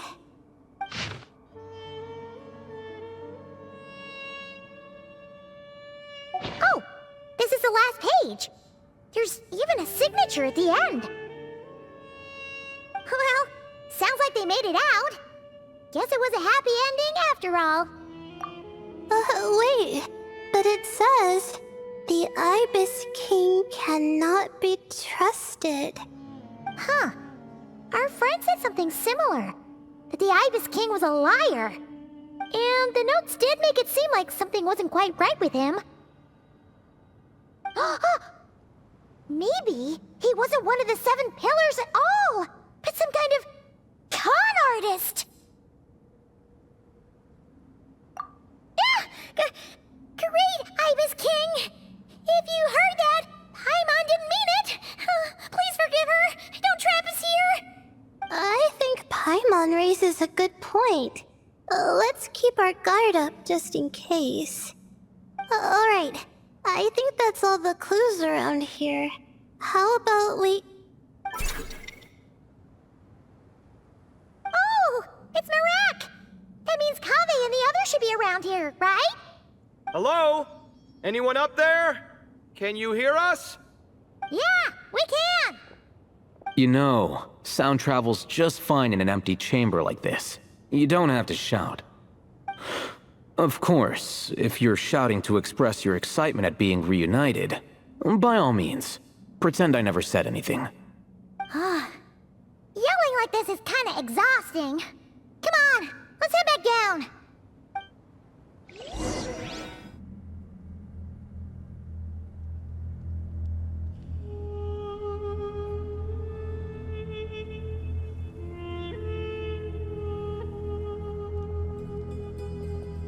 Wow, We all ended up in the same place, huh?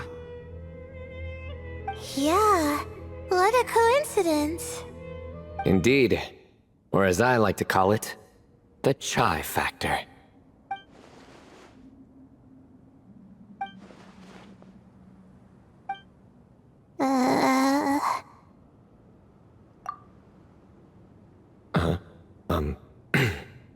No reply? Just say it.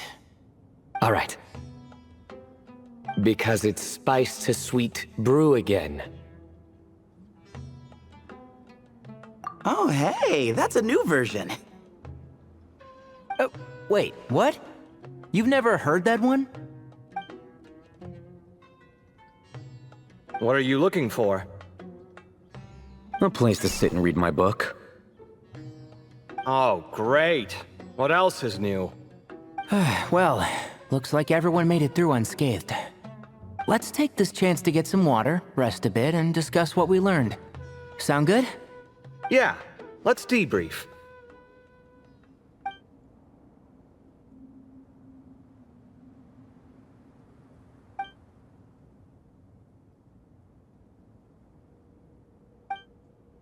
Okay, so we all learned a lot, but it feels like we ended up with even more questions. Yeah, but one thing's for sure. This place is tied to the Ibis King in some way. Hey, Sino. You're the current representative of Hermanubis. Can you call him up for a sec? Of course. Just let me sense his presence.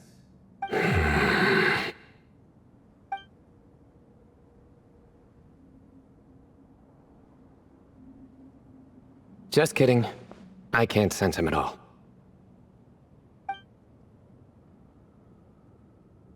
Jeez, Sethos. Did you set him up for that one? What are you, a two-man act? Sorry, Hermanubis isn't like the Ibis King. He can possess me, but I can't talk to him whenever I want. Oh, truly? Does that mean he's gone? I would have liked to reminisce about old times with him. Ah, the cat! It speaks! Of course it speaks. In fact, it is not an it at all. You do me a great offense. My apologies. Esteemed cats, sir? Oh, this little contraption is still here. Contraption? No, this is Marak. Which means you do his assistant a great offense. Huh? Well, I didn't mean... Well, I apologize. I wasn't referring to this Marak, but rather the thing that operates it. King Deshret was quite partial to it. I have forgotten what it was called. It must have had an official name, albeit in the old tongue. Even if I did remember, I would need to translate it into modern language. It's not important. Marak's a fine name. Even better than the original, if you ask me. Who thought of it? And the remodeling, quite well done indeed. This Marak looks much happier in its current form. Oh, and the components should have model numbers written on them. You can look them up if you're curious. This cat talks a lot. Quite the one-sided conversation. Is this what the Ibis King was like? He seems quite eloquent. I wonder if he plays cards. Ha! I knew Marak was a great name. Go me! Let's see, what page was I on again? Should have brought a bookmark. That all went over Paimon's head.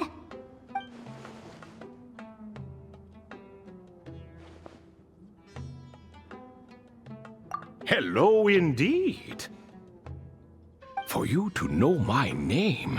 Yes, I was not mistaken. You are special among your companions. But you are all guests. It is only proper to invite you in. Come then, this way.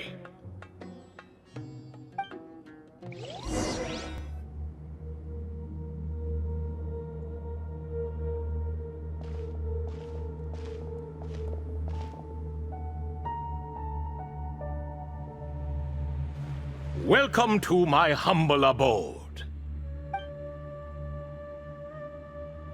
Oh, your house sure is spacious, Lord Ibis King. I fear it's not quite what it used to be. In fact, it has long ceased to be my home at all. It belongs to the descendants of the cats I once raised. Such adorable creatures, aren't they? Take the one I'm borrowing here, for instance. A chubby fellow with such lovely fur. Anyway, tradition dictates that a special guest such as yourself be presented with a gift. Alas, it's a first-come, first-served basis, you see. I fear with the passage of time, none are left. What? So the treasure's gone already? Treasure, you say? Not an inaccurate description. Yes, and no. I have the power to grant gifts inaccessible to the masses. The only requirement is answering a question. Not a bad deal, yes? Of course, my questions were given unto me by King Deshret, who in turn received them from the Mistress of Flowers. There are 3, and no more. What causes our rise and fall? What obliterates love and hate? What determines truth and falsehood? The more he talks, the less Paimon understands. I see. That must mean Gudars and Makaira managed to answer 2 of the 3. Another who understands. Oh, so that's the event those 2 slabs are depicting. Ah, priests and their records. A singular obsession, and quite boring, too. After being imprisoned within Aru, I could, on occasion, take the form of a cat to converse with those around me. But I despised speaking to them. No conversational skills whatsoever. Now, humans like you, who stumble in here from time to time, you are much more interesting. Hold on, we're getting off topic again. The 3 questions you just mentioned, what are they for, exactly? Ah, that is a story that begins with King Deshret. And we're in for another long one. Nostalgia for the past is common to us all, is it not? And our king, he was such a proud, solemn man in those days. He watched us speak of the present and the future, of the wisdom we possessed, or were about to obtain. We were his proud retainers, confident in our belief that, so long as each one of us used our abilities to the fullest, progress was inevitable. Yet, King Deshret's ambition was not destined to be allowed in a closed-off world such as this. So nothing went as planned. In fact, from the beginning, there were signs an outcome of this nature was inevitable. Because although there were 7 pillars, one was forever absent. Al-Ahmar would insist the Dendro Dragon Sovereign was one of us, but the dragon herself rejected that idea. Huh. Like a card you can never seem to draw from your deck. More like a card that was never in the deck to begin with. Alas, that's just who Al-Ahmar was. There was nothing we could do about that. And I always preferred chess to cards. In the end, life grew unbearable for our king. But, of course, those who remain must continue to live on. But subjects like us were less fortunate. After all, the fate of a retainer is decided by the king, including the chance to walk away. So it was then that King Deshret had Kroko, Goti, and I locked up within Aru, where we remain to this day. Kroko. Goti? Ah, of course. You're more familiar with their full names. Sobek, the Crocodile King, and Hereshef, the Goat King. And let me tell you, when it comes to chess, Hereshef was a habitual backseat strategist, always spewing nonsense from the sidelines. Well, Sobek was all too quick to take his terrible advice, to the point where I was the one who got accused of cheating. Chess is an exercise in patience, and that man couldn't sit still to save his life. He could never excel at that game. In fact, neither of them were good at chess. Even so, we played together often, and since I was always the winner, we got along quite well. What are you laughing at? Were we not good friends? No one's laughing. Paimon would never. No, not you, it's Goti. He's laughing for no reason again. Can you not hear him? Ah, right, of course you can't. The two of them are inside Aru, as am I, so only I can hear them. What is even going on here? Has he, started to lose it after being trapped for so long? That does happen to prisoners serving life sentences. Speaking of which, how's Azar doing these days? I doubt he's doing much of anything. Just what I wanted to hear. What is the meaning of this? You doubt my words? I have half a mind to not talk at all. Oh, no. They're not questioning you, Lord Ibis King, just discussing other things. Please, continue. In that case, where were we? Getting to the part about the 3 questions. Hopefully. Ah yes, we're almost there. Before I entered Aru, King Deshret said I could be released from my eternal seal if I chose humans who could provide the correct answers to those 3 questions. The first person who caught my eye was Gudar's. I asked him, "What causes our rise and fall?"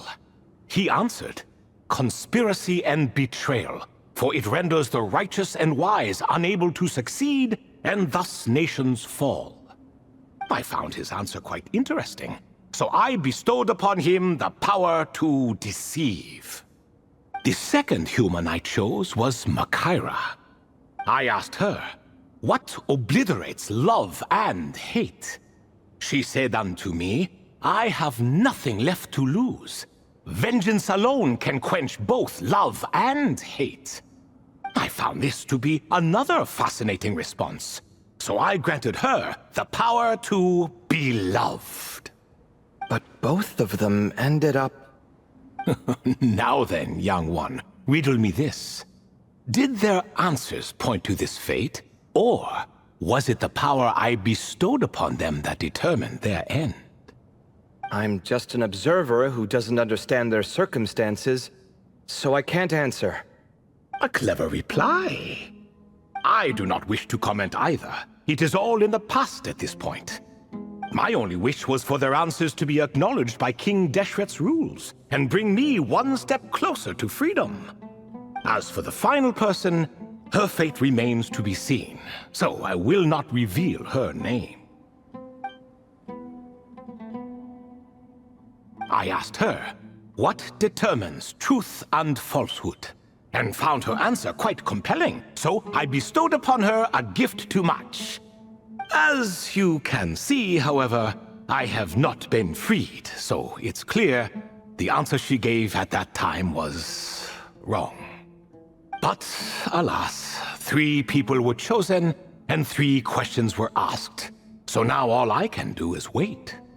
Wait until her wisdom is in line with the rules set forth by my king. Until she has found the true answer to that question. No wonder there was no 3rd stone slab then. Or perhaps you're just not ready to include her in the story. Though that might be a generous interpretation. Well, it's not merely because her story remains unfinished. As the remaining priests of this place left or passed on, there were none left to record the events that followed. Besides, stone slabs are few and far between in the Great Red Sands. In the sprawling desert, very few things or people even manage to leave a trace. But sometimes I can't help but wonder, if that young man from several centuries ago had been willing to answer my question, would I have left Aru by now? Wait, so there was someone else? Of course, it has been thousands of years after all. All sorts of people have stumbled upon this place, but I only chose the special ones. That young man had such a singular intelligence, though his companion, by contrast, was rather average. The author of those notes we found? The student named Zandik? Ah, yes, I think that was his name. In truth, I was unsure whether I should grant him my third remaining gift. He was, of course, exceedingly clever, but he was also mistrustful and narcissistic in equal measure, and there did not seem to be a line he was unwilling to cross. Too much power could be dangerous in the hands of someone like him, so I found myself rather relieved when he declined my gift. Oh, he turned you down? Did he give a reason? Yes. He said he didn't need it. I still remember the look in his eyes. Nothing stood out per se, and still I could sense contempt and disdain radiating from his gaze. I could not give an exact reason, but on instinct I just knew it would not end well to get close to a man like that. So, I tricked him. Stick close to your companion, I said. Only the descendants of Tulatula can come and go as they please. Leave him behind, and there is no escape for you. So, does that mean his companion wasn't a descendant of Tulatula? Oh no, that part was true. The lie was in the other half. Anyone can enter or exit this place. There are no restrictions.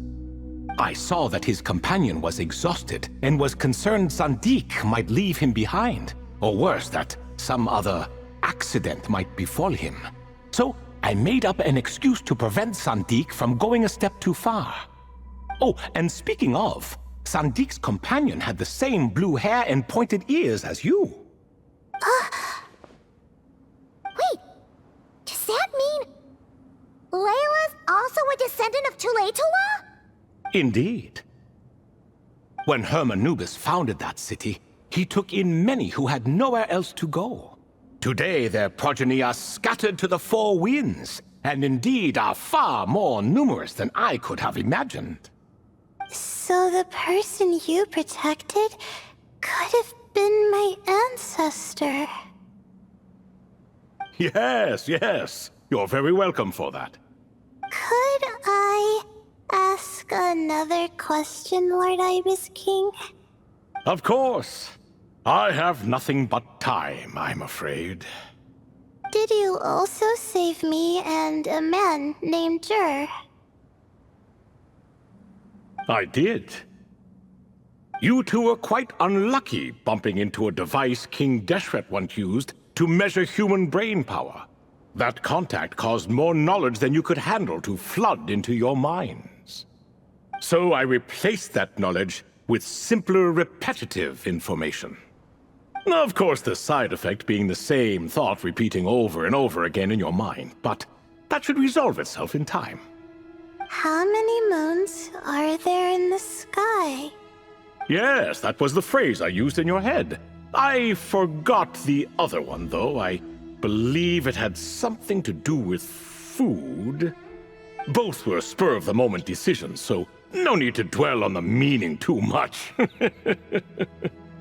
Oh, I see. Thank you, Lord Ibis King. As I said, young one, you are most welcome. If you're inclined to return the favor, perhaps you could turn off that device so no one else can trigger it?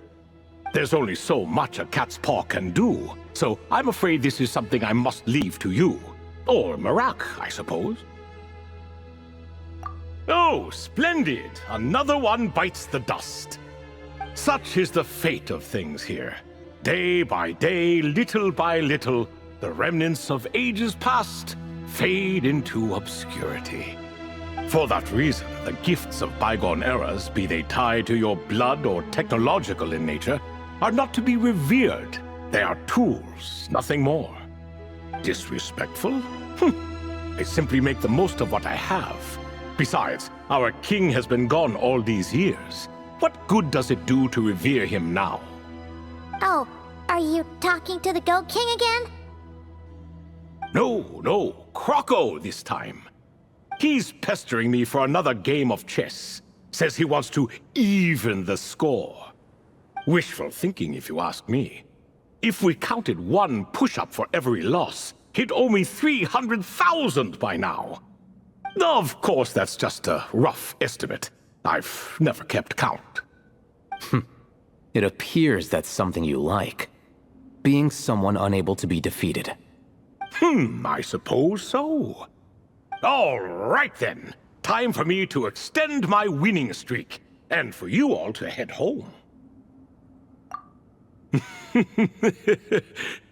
In truth, deep down, I know even the answers to those 3 questions will not change my fate. But that is for me to reckon with. Go on now.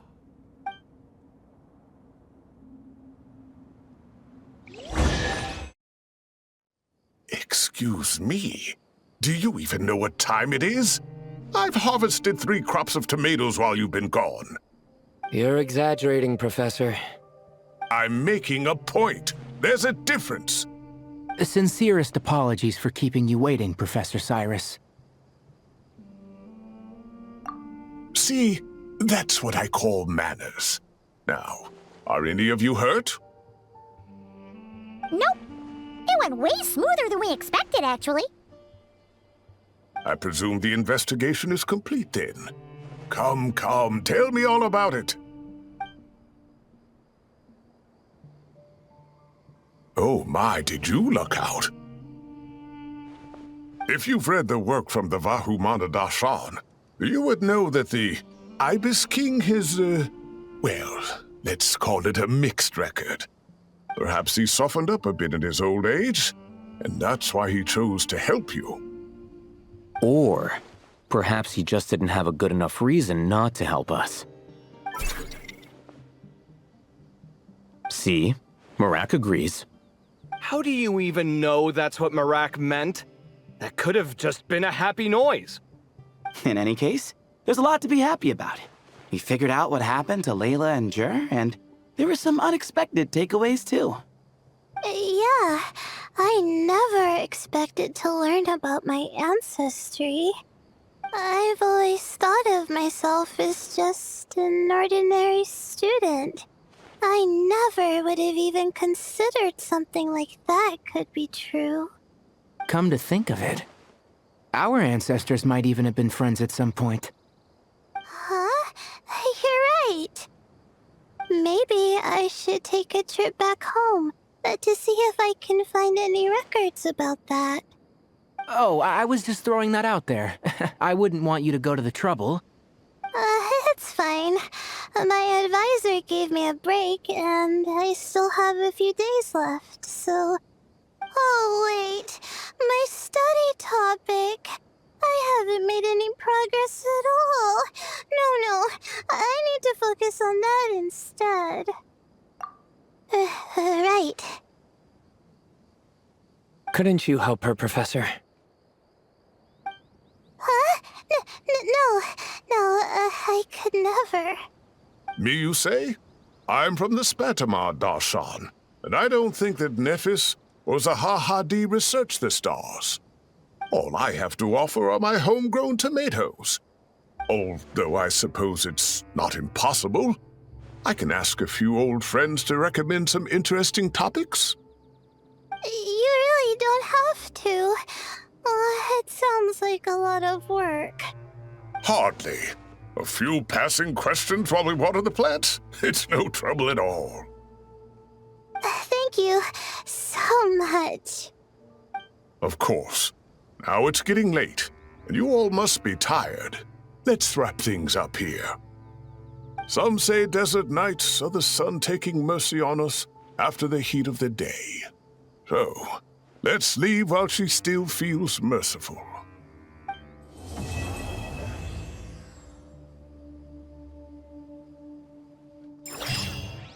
Good news, everyone!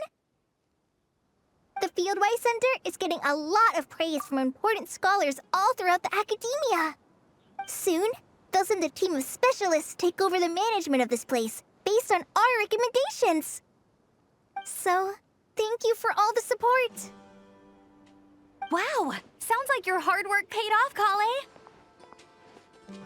And you're overseeing the transition yourself. Well done. The young students today could learn a thing or two from you, Kale. Your confidence, your proactiveness, your leadership. It's admirable. Not like some of the ones I teach. So focused on theses and research with no practical skills to speak of. To be honest, I don't feel all that confident. Being the go-between for all the different Darshans, coordinating everything, I still can't quite believe I managed it. Oh, but the Traveler and Paimon played a huge role in that too. I can't thank you both enough. Yeah, we're used to this kind of work. So for us, this was more like a super special camping trip with friends. You know, a few puzzles here, a little exercise there. It was super fun. Pretty much a piece of cake. Oh, man. Now Paimon's hungry. Hey, now that we're all done, why don't we go get some food to celebrate? Candace and I are 2 steps ahead of you. This way, everyone.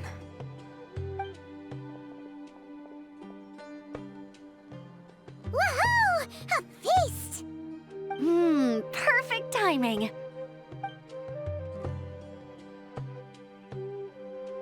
Oh, it's been a while since we've had such a delicious spread of dishes from Sumeru. Paimon feels like she could eat twice as much. No, 3 times as much as normal.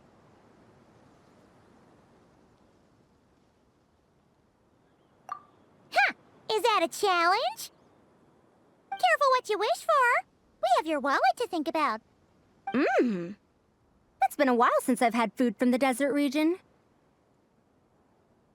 It's nothing like I remember. Now this is the real deal. Everything I've tried before pales in comparison. That means a lot, Madame Farazan. If all the researchers who came to our village were so polite, we would have an occasion to offer feasts like this more often. By the way, you planning on doing any sightseeing, Miss Amber? You came all this way, after all. Oh, for sure. I hear that there's a forest full of gigantic trees northwest of Port Ormos, with trunks bigger than the entire width of the Good Hunter restaurant. I'd love to see it for myself. Oh, and I bet I could climb up and then glide down from the treetops. That sounds so fun.